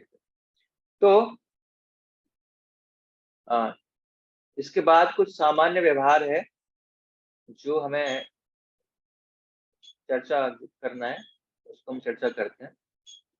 स्वच्छता का हमने चर्चा कर लिया ना। हाँ, स्वच्छता सामान्य व्यवहार हम चर्चा करेंगे। हम भक्त हैं, सदैव गुरु श्री कृष्ण के प्रतिनिधित्व करते हैं, यह बात सभी भक्तों को सदा ध्यान में रखनी चाहिए। मंदिर में रहे, घर पर, कचहरी में काम कर रहे हैं, मार्ग पर हो, प्रत्येक समय हमें सद्व्यवहार गुरु और भगवान कृष्ण के प्रति प्रशंसा भरे उद्धार प्राप्त करना चाहिए। इसी प्रकार अपने दुर्व्यवहार के कारण हमें गुरु एवं श्री कृष्ण का अपमान हो, ऐसा व्यवहार कभी नहीं करना चाहिए। तो हमें प्रयास करना है कि हमारे व्यवहार से लोग आकर्षित होते हैं, और अगर हमने वेशभूषा ऐसी डाल रखी है, धोती कुर्ता पहन रखा है, कंठी पहन रखी है, तिलक लगा रखा है, तो हमसे जो नॉर्मल मनुष्य, जो भौतिकतावादी व्यक्ति, वो भी एक्सपेक्ट करता है कि हमारा व्यवहार ऐसा सभ्य पुरुषों का हो। एक बार प्रभुपाद जी फ्लाइट में ट्रेवल कर रहे थे, उनके साथ उनके शिष्य सतरूप दास गोस्वामी महाराज उनके साथ ट्रेवल कर रहे थे। तो जैसे ही फ्लाइट टेक ऑफ हुई, तो प्रभुपाद जी निकलने लगे, और सतरूप जो उनके सेक्रेटरी थे, सतरूप दास गोस्वामी, वो भी जल्दी जल्दी में साउंड उतारा और जल्दी से रस में, भीड़ में आगे निकलने लगे। जैसे वो आगे निकल रहे थे तो एक बूढ़ी महिला थी, तो उनको धक्का लगा। तो जैसे उन्होंने देखा कि जिसने धक्का मारा है वो एक मॉन्क है, वो एक साधु है, तो उन्होंने तुरंत कमेंट किया कि ऐसे ऐसे साधु हो आप, साधु ऐसे होते हैं। तो इसीलिए हमें प्रयास करना चाहिए कि बाहर के जो नॉन भक्त भी हैं, जो भक्त हैं, उनके साथ व्यवहार हमारा बिल्कुल नॉर्मल होना चाहिए, अच्छा होना चाहिए, खुशी का प्रतीक होना चाहिए। किसी को हमें जाने अनजाने में भी कष्ट नहीं पहुंचाना चाहिए, किसी का भी अनादर अपमान हमें नहीं करना चाहिए। अपनी स्वयं की उदारता हमको दिखानी चाहिए, व्यवहार अच्छा रखना चाहिए, है ना? भक्तों को सदा इस बात का ध्यान रखना चाहिए कि कोई उन्हें फंसाए अथवा ठगे नहीं। साथ ही साथ भक्त को किसी भी झगड़े या वाद विवाद में नहीं पड़ना चाहिए। जैसे कोई दो लोग लड़ाई कर रहे हैं तो जबरदस्ती हम घुस गए तो हम बिचाव करते हैं, नहीं, उन सब चीजों से हमें दूर रहना चाहिए अगर हमने ऐसी वेशभूषा धारण की है। विपरीत लिंग के व्यक्ति से व्यवहार करते समय विशेष सावधानी बरतनी चाहिए। तो अगर एक मेल फीमेल आपस में बात कर रहे हैं तो मेक श्योर कि जब कोई आवश्यक है सेवा के रिगार्डिंग ही बात करें, अन्यथा जो अननेसेसरी टॉक्स हैं, लूज टॉक्स हैं, वो हम किसी पर पुरुष परिस्थिति से ना करें। तो विशेष रूप से हमें ध्यान रखना चाहिए। श्री रूप गोस्वामी कहते हैं कि भक्तों को अपने सामान्य व्यवहार के प्रति कभी भी असावधानी नहीं बरतनी चाहिए। दूसरे शब्दों में कहा जाए तो भक्त अपनी मूलभूत औपचारिकता, सभ्यता एवं मान अपमान के व्यवहार को सांसारिक समझकर स्वयं को उनके परे पहुंचा हुआ दिव्य व्यक्ति समझकर उनकी अपेक्षा नहीं करनी चाहिए। ये बहुत महत्वपूर्ण है हमारे लिए कि हमें सामान्य व्यवहार, जो हमारे कर्तव्य हैं इस संसार के प्रति, भौतिक जीवन के प्रति, अपने रिलेटिव्स के प्रति, तो उन कर्तव्यों का भी पालन करना है हमें। ऐसा नहीं करना, नहीं मैं तो भक्ति कर रहा हूँ, मैं 5 साल से 16 माला कर रहा हूँ, तो मुझे अब रेड लाइट पर रुकने की आवश्यकता नहीं है ना? तो जो संसार के नियम है, जो सरकारी नियम है, उनका हमें भली भांति नियम पालन करना है। जो हमारे घर के प्रति कर्तव्य हैं, अपने बच्चों के प्रति, हमारे माता पिता के प्रति जो कर्तव्य हैं, उनको भी हमें निर्वाह करना है। लेकिन कैसे करना है? कृष्ण से संबंधित कर करना है, लेकिन करना है। जो भी औपचारिकताएं हैं, जो भी कर्तव्य हैं, उनको हमें करना है। ऐसा नहीं कर सकते कि नहीं हम तो भक्त बन गए, अब हम तो अब तो हमें सभ्यता मान अपमान के भार को ये तो सांसारिक बातें हैं, किसी का मान अपमान हमें तो बिल्कुल सम्मान रहना चाहिए, तो किसी का भी अपमान कर सकते हैं, किसी का भी मान कर सकते हैं। तो ऐसा हमें किसी की उपेक्षा इन नियमों की नहीं करनी चाहिए। तो इन सारे नियमों का हमें भली भांति से अच्छे से पालन करना है। किसी से भी स्वयं के पैर से स्पर्श हो जाना अपराध माना जाता है ना? अगर हमने जा रहे हैं तो किसी से पैर टच हो गया हमारा, तो तुरंत हमें टच करके माफी मांगनी चाहिए, क्षमा मांगनी चाहिए, अपराध है। तो मंदिर में बैठे हुए लोगों के बीच रास्ता अगर निकलना है तो हमें, है ना, तो हमें जैसे निकल रहे हैं, लोग बैठा हुआ है तो हमें उनकी तरफ इशारा करके हुए हाथ करके पहले, तो उनको पता पड़ जाए कि हम निकलने वाले हैं, थोड़ा रास्ता दे दें, तो हमें वहां से निकलना चाहिए। और उसके बाद अगर पैर टच हो जाए तो हमें टच करना, उनको छूकर हमें माफी मांगनी चाहिए, स्पर्श करना चाहिए। तो रास्ता मांगना चाहिए पहले हमें निकलने का, कि हम टच ना हो, दिक्कत ना हो, संकेत करना चाहिए कि हम आगे जाने, क्योंकि आगे लोग बैठे हुए हैं, तो हमें इशारा करना चाहिए कि मैं आगे जाने वाला हूँ, रास्ता दे दो। ऐसे विग्रह, उनसे अनुग्रह करते हुए, विनम्र प्रार्थना करते हुए वो रास्ता देंगे। और यदि अनजाने पैर स्पर्श किसी को हो जाए तो तुरंत धीरे से उसके शरीर को दाहिने हाथ से स्पर्श करके अपने मस्तक पर लगाना चाहिए, क्योंकि उनके शरीर में भी कृष्ण का वास है, परमात्मा रूप में भगवान वास करते हैं। शास्त्रों के अनुसार दो ब्राह्मणों या भक्तों के मध्य से जाते समय यदि हाथ दिखाकर हम मार्ग नहीं मांगते तो हमारा संपूर्ण ज्ञान नष्ट हो जाता है। तो अगर हम मार्ग की मांग नहीं मांगेंगे, जो मार्ग रास्ता नहीं मांग रहे, तो हमारा क्या होगा, संपूर्ण जो हमारा ज्ञान है वो नष्ट हो जाएगा। इसके बाद है प्रवचन वर्ग। प्रवचन के दौरान अत्यंत शांत एवं एकाग्रचित होकर होना आवश्यक है हमें, है ना। हमें बिल्कुल शांत होकर बैठना चाहिए, पद्मासन पे एकदम स्ट्रेट रखकर, नींद नहीं आनी चाहिए। नींद आ रही है तो तुरंत हमें खड़ा हो जाना चाहिए, है ना, नहीं तो क्या होगा, श्रोताओं का हम ध्यान विचलित करेंगे, है ना, बार बार सोएंगे। कभी कभी हम स्नोरिंग, खर्राटे आ जाने लगते हैं, इतने भी सोने लगते हैं, तो वो क्या है, हम अपमान कर रहे हैं। नींद आ रही है तो एक तरफ दीवार के सहारे खड़े होकर अलग से हम खड़े हो जाना चाहिए। तो हमें बैठकर सोए नहीं रहना चाहिए। अगर हमें पता है कि हमें नींद आ रही है तो हमें खड़े हो जाना चाहिए, कोई दिक्कत नहीं है। इससे पहले मंदिर में बैठने के संदर्भ में सुझाए गए नियमों का, है ना, जो बैठे किस तरह बैठना चाहिए हम पहले से डिस्कस कर चुके हैं। प्रवचन के दौरान मंदिर में आप जिस स्थान पर प्रवचन हो रहा है उस कमरे के अंदर बाहर घूमना वर्जित है। तो ऐसा नहीं है कि हम, जैसे मैंने बताया कि तुरंत जैसे प्रवचन हो रहा है, गौतम क्लास चल रही है, तो हमें तुरंत किसी को प्रणाम करना, कुछ नहीं करना, तुरंत व्यासन को प्रणाम करके वहां पर बैठना है और उसका श्रवण करना है। किसी को डिस्टर्बेंस नहीं करना है, इधर उधर भागना नहीं है, उधर भाग रहे हैं उधर जा रहे हैं, तो हम क्लास को डिस्टर्ब हमें नहीं करना है, बाधा उत्पन्न हो सकती है अगर ऐसे कार्य करेंगे तो। माता पिताओं को अपने बच्चों का ख्याल रखना चाहिए। यदि बच्चे शोर मचा रहे हैं तो उन्हें साइलेंट मोड पर डाल देना चाहिए, मतलब कि उनको मंदिर के बाहर हमें ले जाना। अगर ज्यादा शोर कर रहे हैं तो हमारी पहली प्राथमिकता क्या है कि बाकी भक्तों को डिस्टर्बेंस ना हो। मैं नहीं सुन पाऊं बात अलग है, लेकिन बाकी भक्तों को डिस्टर्ब नहीं होना चाहिए। तो उन बच्चों को मंदिर के बाहर घुमा ले जा सकते हैं, आइसक्रीम ला सकते हैं। संबंधित एवं प्रसंगोचित प्रश्न पूर्ण नम्रता पूर्वक पूछे जाएं। तो जो भी प्रश्न हमारा चैलेंजिंग वे में नहीं होना चाहिए स्पीकर से, हमारी जेन्युइन डिजायर होनी चाहिए और वो संबंधित होना चाहिए हमारे कंटेस्ट से, और उसका कुछ उदाहरण होना चाहिए, सबके लिए उसका पूछना चाहिए, सबके फायदेमंद वो क्वेश्चन हमें पूछना चाहिए और विनम्रता पूर्वक हमें पूछना चाहिए। श्री भागवतम तथा भगवद गीता प्रवचन के समय प्रवचन करता जिस लय में श्लोक गा रहे हैं उसी लय में दूसरों को भी अनुकरण करना चाहिए, है ना। तो जिस लय में अगर प्रवचन करता ने श्लोक गाया है तो उसी लय में हमें गाना है। ये नहीं कि नहीं इनको कम आता है, मुझे तो ज्यादा आता है, इसकी लय मुझे अच्छी वाली पता है, नहीं, ऐसा नहीं करना। अगर हमको आती भी अच्छी लय तो भी हमें उसी लय में उसको दोहराना है जिस लय में प्रवचन करता ने गाया। ये बहुत महत्वपूर्ण बात है। उसके बाद जब श्लोक भक्त बोलते हैं तब पहले वरिष्ठ भक्तों को उच्चारित करते दिया जाना चाहिए, बाद में दूसरों के उच्चारित करते में कोई आपत्ति नहीं है। तो जब प्रवचन हो रहा है, जैसे हम देखते हैं श्री भागवतम क्लास में, पहले प्रवचन करता जो श्लोक का उच्चारण करता 3 बार, फिर बाकी भक्तों को इंस्पायर करता है कि आप लोग बोलिए। तो पहले हमें जो सीनियर भक्त वहां पर बैठे हुए हैं उनको मौका देना चाहिए, पहले उनको बोलना चाहिए 1-2 भक्तों को, फिर हम आप उसके बाद रिपीट उसको कर सकते हैं। ऐसा नहीं कि बड़े भक्त पहले सीनियर भक्त बैठे हैं और हमने तुरंत स्टार्ट कर दिया, तो अपमान है सीनियर भक्तों का। तो सीनियर भक्तों को मौका देना चाहिए श्लोक गाने का, उसके बाद फिर हम उसको गा सकते हैं। उसके बाद आरती है। आरती को निरंजन भी कहते हैं। शुभ वस्तुएं हैं, भगवान को अर्पित करने से प्रभाव सारे नष्ट हो जाते हैं। भगवान की हमें आरती करनी चाहिए। इस प्रकार आरती की संपूर्ण विधि शुभकारी होती है। दिन की पहली आरती मंगल आरती में सम्मिलित होना विशेष रूप से शुभ माना जाता है। 17वीं शताब्दी के मध्य में अवतीर्ण हुए श्री विश्वनाथ चक्रवर्ती ठाकुर कृष्ण भावना में की गुरु शिष्य परंपरा के महत्वपूर्ण आचार्य हैं। उनका कथन है, जो कोई भी ब्रह्ममुहूर्त के समय श्री गुरु के प्रति समर्पित सुंदर प्रार्थनाओं को अर्पित करता है, मृत्यु के समय वृंदावन भगवान के चरण में प्रत्यक्ष सेवा का अवसर उसे प्राप्त होता है। प्रभुपाद लिखते हैं कि जो 1.5 घंटा पूर्व सूर्योदय के मंगल आरती में हमें अवश्य ही पार्टिसिपेट करना चाहिए। तो भगवान की जितनी भी आरतियां हैं तो उनमें हमें पार्टिसिपेट करना चाहिए, जिससे कि हमारा जो ज्ञान है बढ़ेगा। और अगर गुरुवाष्ट का मंगल आरती हम सुनते हैं, गाते हैं उसको, तो हमें श्री कृष्ण की चरण कमल की प्रत्यक्ष सेवा का अवसर हमें मिलेगा। तो हमें आरती भी अटेंड करनी चाहिए।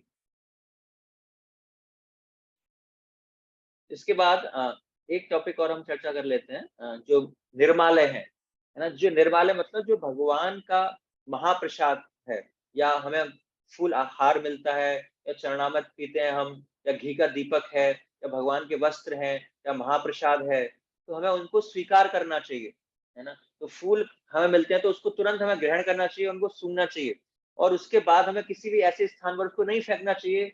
जैसे कई बार क्या होता है, फूल से माला में से पंखुड़ियां झड़ रही हैं, तो उस स्थान पर क्या होगा, भक्त आएंगे तो पैर भी उनमें लगेंगे। तो इसीलिए अगर पंखुड़ियां झड़े तो उनको हमें इकट्ठा करना चाहिए और उनको निर्मालय में फेंकना चाहिए। उसके बाद उसको हम पवित्र नदियों में, उसके तालाब में उन फूलों को फेंक सकते हैं। तो महाप्रसाद की माला जैसे हमने स्वीकार की, उसको सूंघना चाहिए, मस्तक से स्पर्श करना चाहिए, उसको सूंघना चाहिए, उसका हमें आदर करना चाहिए, उसका हमें निरादर हमें नहीं करना है। चरणामृत को हमें पीना चाहिए तुरंत। हमें जो ब्रह्म तीर्थ है, इसको हम ब्रह्म तीर्थ बोलते हैं, यहाँ से हमें उसको सिप करना चाहिए, पीना चाहिए।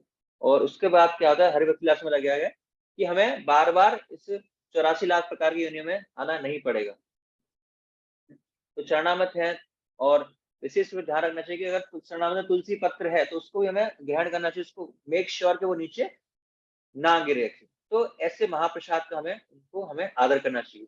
और जब हमारे पास आरती लेने के लिए आते हैं, आरती देने के लिए आते हैं, घी का दीपक है, तो हमें लेते समय क्या करें, ऐसे मस्तक से उसको स्पर्श कराना चाहिए हाथों को, और जय महाप्रसाद उनको हमें बोलना चाहिए। सबसे पहले गरुड़ जी के पास जाती है, या कृपा जी के पास जाती है, उसके बाद फिर हमें लेती हैं। जो मासिक धर्म का पालन कर रही है माताएं, तो उस समय दीपक का स्पर्श नहीं करना, लेकिन आरती वो ले सकती हैं। अर्पित दीपक को आदर देने के लिए हाथ से दीपक का स्पर्श मस्तक देते हुए जय महाप्रसाद का उच्चारण करना चाहिए। तो जैसे ही हमें अगर ऐसा महाप्रसाद हमें मिलता है, तो आरती ले रहे हैं तो हमें जय महाप्रसाद उच्चारण करना चाहिए। गालन है तो जय महाप्रसाद, महाप्रसाद का हमें गुणगान हमें उस समय करना चाहिए। भगवान के वस्त्र भी निर्मालय हैं, उनको प्रसाद रूप में आदर पूर्वक वितरण किया जा सकता है। पूजनीय वस्तुओं के मध्य रखकर इनका आदर करें, अथवा किसी शीशे की मंजूषा या दीवार पर चित्र की भांति टांग कर रखें। उन वस्त्रों को केवल भक्तिमय कार्यों के लिए काटना एवं सीना चाहिए। उनका बीड बैग बनाना है, बैग बनाना है, तो भगवान की सेवा के लिए अपने भक्तिमय कार्यों के लिए उनका उपयोग कर सकते हैं। भगवान के वस्त्रों के शरीर के निचले भागों के प्रयोग हम ना करें। उसका महाप्रसाद है, जो महाप्रसाद बटता है तो उसको हम खा सकते हैं, उसको बांटना फेंकना नहीं चाहिए, तो स्वीकार करना चाहिए सीधे हाथ से, और मंदिर से बाहर खाकर उसको खाना चाहिए। मंदिर के समक्ष, भगवान के समक्ष, मंदिर टेम्पल हॉल में इसको नहीं खाना चाहिए। और प्रयास करना है कि सूखा प्रसाद वितरण करें, गीला प्रसाद वितरण ना करें, जिससे कि मंदिर में गंदगी ना हो। तो ये महाप्रसाद है जो भगवान के निर्मालय हैं, उनको इस तरह भाव से हमें स्वीकार करना है। उनको हम रिजेक्ट करते हैं तो हमारा भक्ति का विनाश होता है। तो अगर जिस समय जैसी कंडीशन में वो महाप्रसाद हमको मिल रहा है, तो उस समय उसको हमें स्वीकार करना चाहिए। एक बार जब चैतन्य महाप्रभु जगन्नाथ जी का महाप्रसाद लेके सुबह सुबह अर्ली मॉर्निंग में जाते हैं सारों भट्टाचार्य के घर, और सारों भट्टाचार्य उस समय उठे नहीं थे, जब उठे थे तो तुरंत उन्होंने महाप्रसाद दिया। तो उन्होंने उसी परिस्थिति में बिना नहाए धोए, बिना कुछ ब्रश किए, उन्होंने उस महाप्रसाद को स्वीकार किया। तो उसका अपमान हमें नहीं करना चाहिए। जब भी हमें उसको स्वीकार करने का मौका मिले, तुरंत हमें उसको स्वीकार करना चाहिए। तो आज हमने डिस्कस किया कि कैसे तिलक लगाना है, तिलक लगाने की विधि डिस्कस की, कंठी माला, केस, बाल, शिखा कैसे रखनी चाहिए, क्या उसका महत्वता है, तो हमें डिस्कस किया। दाढ़ी मूछें कैसे होनी चाहिए, स्वच्छता का हमें पालन करना है, किस किस परिस्थिति में मंदिर में रहते हुए किस प्रकार स्वच्छ रह सकते हैं। सामान्य व्यवहार, हमें भौतिकवादी व्यक्ति जो अभक्त हैं उनके प्रति भी हमें सामान्य व्यवहार रखना चाहिए। अगर हम टेम्पल हॉल में जा रहे हैं तो हमारा व्यवहार ऐसा होना चाहिए कि हमें मार्ग मांगना चाहिए, रास्ता मांगना चाहिए, हम किसी को क्रॉस नहीं करके जा सकते। प्रवचन के दौरान हमें कुछ शिक्षाओं का पालन करना चाहिए, सिद्धांत पालन करना चाहिए, आरती हमें अटेंड करनी चाहिए, और महाप्रसाद निर्मालय स्वीकार करते समय हमें किन चीजों का ध्यान रखना चाहिए, वो सारी चीजें हमने डिस्कस किया। हरे कृष्ण। किसी को प्रश्न है, एक प्रश्न पूछ सकते हैं। कंचन माता जी।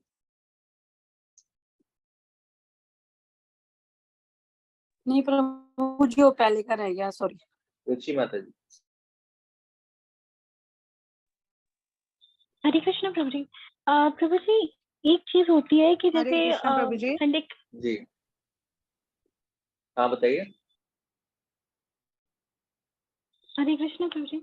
प्रभु जी, एक चीज होती है कि जैसे संडे का एक ही दिन मिलता है मंगल आरती के लिए, तो उसमें भी मैं नहीं आ पाती हूँ। रीजन ये होता है क्योंकि घर में ऑलरेडी जगन्नाथ जी हैं, तो ना मैं कंफ्यूज हो जाती हूँ कि मैं टेम्पल में आके मंगल आरती अटेंड करूँ या फिर घर में करूँ, तो वो चीज नहीं समझ में आती। तो उसके लिए क्या कर सकती हूँ प्रभु जी? हफ्ते में कम से कम एक दिन मंदिर आना चाहिए, है ना। प्रभुपाद जी कहते हैं अगर हमारे प्रभुपाद जी मंदिर पास में है तो मंदिर डेली भी आ सकते हैं। कई सारे भक्त हैं वो मंगल आरती आते हैं, घर को मंगल आरती के जाने के बाद फिर सेवा करते हैं विग्रहों की। तो रोजाना नहीं आ सकते, लेकिन कम से कम हफ्ते में एक दिन तो हमें आना ही चाहिए, और जाने के बाद फिर हम सेवा कर सकते हैं। संडे कोई दिक्कत नहीं, 7 बजे 6 बजे जब भी वापस जाए हम सेवा कर सकते हैं, लेकिन कम से कम एक दिन आना चाहिए मंदिर में, मौन प्रणाम करना चाहिए। ओके, तो प्रभु जी घर पे आके फिर से हमारे को जय जय मतलब मंगल आरती पूरी गानी मंगल चाहिए, आरती करने कैसे की क्या करना चाहिए? मंगल आरती करने की आवश्यकता नहीं, तो अपने मंगल आरती कर चुके हैं, आप विग्रहों की सेवा कर सकते हैं, अभिषेक इत्यादि जो कपड़े चेंज करने हैं वो। ओके, ठीक है प्रभु जी। प्रभु जी, एक और चीज थी, वो थोड़ा सा विग्रह की सेवा के लिए था, क्या मैं पूछूं उसके लिए? विग्रहों की सेवा के लिए बाद में, अभी नहीं। ठीक है प्रभु जी, ठीक है प्रभु जी। थैंक यू पूनम प्रभु माता जी। जी। हरे कृष्णा। हरे कृष्ण। हरे कृष्ण प्रभु जी। जैसे लेडीज को हम जल अर्पण करते हैं तो वो दिन में कितना चेंज करना चाहिए, और जब हम भगवान जी को सुलाते हैं उस समय भी जल रखना चाहिए या नहीं? बस जल रहना चाहिए भगवान के पास हमेशा, और चेंज करना चाहिए, लगभग दिन में 2 बार हम चेंज कर सकते हैं उसको। 2 बार चेंज करना है, और जब वो भगवान जी सो रहे हैं उस समय जल रखना चाहिए। ठीक सुबह है। चेंज कर सकते हैं, रात और को दूसरा सुबह प्रभु जी, तुलसी जी हाँ। हरे कृष्णा जी तुलसी जी का क्या करना है? प्रभु जी मेरा क्वेश्चन था, जैसे मेरे घर में गोपाल जी हैं, जब मैं इस्कॉन में नहीं आई थी तो 8 साल पहले लेके आई थी, लेकिन सेवा मैंने बाद में शुरू की जब मैंने इस्कॉन ज्वाइन किया। तो मतलब वो ना बहुत माता जी आपकी आवाज बिल्कुल समझ नहीं आ रही है, आपकी वॉइस ब्रेक हो रही है। आप अपना प्रश्न चैट बॉक्स में डाल सकते हैं, मैं आंसर कर दूंगा। नेक्स्ट विक्रम सिंह प्रो। जी जैसे हमें माला ऑफर होती है मंदिर में, और हाँ। माला को हम रख लेते हैं, फिर उस बिल्कुल जैसे माला सूख जाती है तो उसको क्या कहीं पेड़ वगैरह पे या ऐसी जगह उसको टांग सकते हैं, या उसको क्या पेड़ करना ठीक है, चाहिए? मतलब जनरली हमें निर्माल्य मतलब पानी में बहाना चाहिए या फिर जमीन में गाड़ कर देखते हैं, जनरली ऐसे उसको हमें करना चाहिए। पेड़ वगैरह पे नहीं, जैसे पेड़ है पेड़ तो पर हम इससे डालते हैं कि वो सूख जाएगी तो अपने आप नष्ट हो जाएगी, तो इस तरह हो सकता है, लेकिन कई बार वो गिर भी सकती है पेड़ से, तो रिस्क है। सबसे बेस्ट है उसको पानी बहा दें या फिर उसको पुनः उसी जमीन में गाड़ सकते। नेक्स्ट क्वेश्चन पूनम गर्ग माता जी। हरे कृष्णा प्रभु जी। प्रभु जी मुझे ये पूछना है, अगर हम मंगल आरती जाते हैं मंदिर तो हमारे घर की सेवा नहीं हो पाती है उस टाइम पे, जैसे मंगल आरती नहीं हो पाती है, तो हम 7 बजे के बाद मंदिर से आते हैं, आने के बाद मंगल आरती कर करें सकते या हैं, फिर? कर सकते हैं, जैसे मैंने अभी बताया, माता जी ने पूछा था, उसके बाद हम मंगल आरती करने की आवश्यकता नहीं है, हम विग्रह की सेवा डायरेक्ट कर सकते श्रृंगार आरती कर सकते हैं सीधे? हैं। जी श्रृंगार आरती कर और सकते हैं।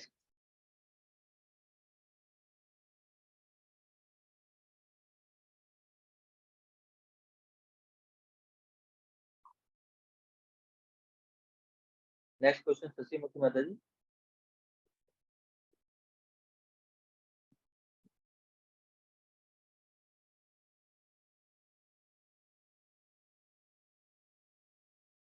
संजय चित्रो।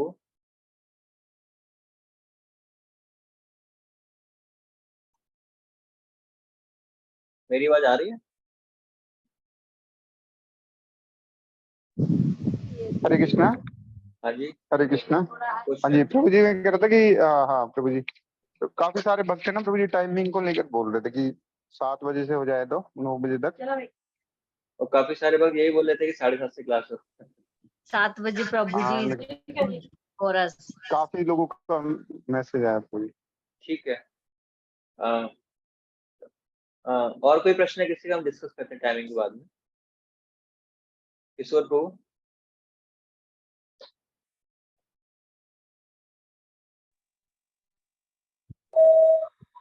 हरे कृष्णा प्रभु जी, दंडवत प्रणाम जी। प्रभु जी, मेरा प्रश्न ये था, जैसे हमारे विग्रह हैं घर पे, उनको हम भोग लगाते हैं, और ना कोई सेवा के लिए कहीं जा रहा है तो हमारे को विग्रह दे जाते हैं वेणु गोपाल जी, तो उनके लिए हमें जो हम थाई लगाते हैं उनके विग्रह के लिए अलग थाई लगानी पड़ेगी, और उसी जी, वो में हमारे ऊपर डिपेंड करता है। हम जैसा प्रिंसिपल चाहते हैं अलग कर सकते हैं, साथ में लगा सकते हैं, हमारे ऊपर डिपेंड करता है, कोई दिक्कत नहीं। जैसा आप सिद्धांत रखना चाहते हैं वो रख सकते हैं, बट रोजाना ऐसे ही करना है। एक जो सिद्धांत आप कर रहे हैं डेली आप वही करें। मतलब एक भी लगा सकते हैं और चाहे तो 2 भी लगा। हाँ जी। और कोई प्रश्न किसी का?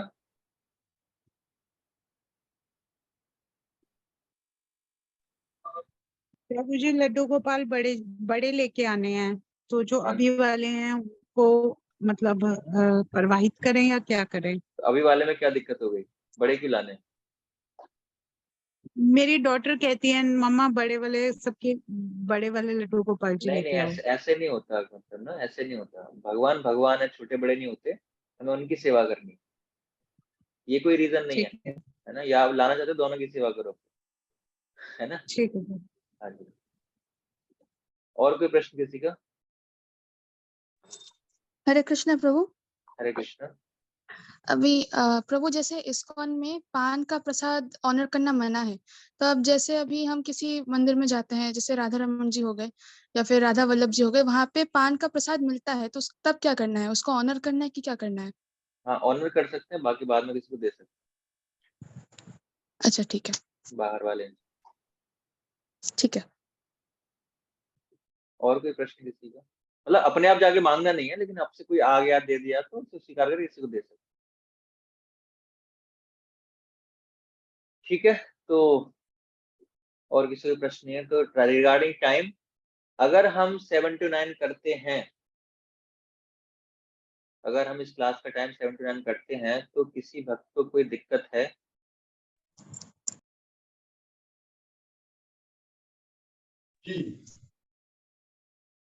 प्रभु 7:30 से तो फिर भक्ति शास्त्र की क्लास चालू हो जाएगी, फिर कैसे? हाँ, वो तो मतलब अलग है ना, वो आपको देखना है कौन सी क्लास तो से करनी है। 1:30 ओके, 7:30 to अगर हम 9. 7 to 9 कोर्स करते हैं तो किसी भक्त को कोई दिक्कत है इसमें? Office time problem 7:30 9:30 is okay. 7:30 ठीक है ना? जो चल रहा है वो सही है प्रभु जी। 7:30 सही है प्रभु जी। ठीक है तो 7:30 हम करते हैं, कोई दिक्कत नहीं है, अवश्य कंटिन्यू करते हैं, हम चेंज नहीं कर रहे। ठीक है। हरे कृष्णा कृष्णा कृष्णा हरे हरे, कृष्णा हरे हरे, हरे राम राम जगत गुरु श्री प्रभुपाद की जय। हरे कृष्णा। वैष्णव की। हरे कृष्णा तो जो आगे के पाठ हैं आप हरे लोग उनको कृष्णा। पढ़ के आ सकते हैं।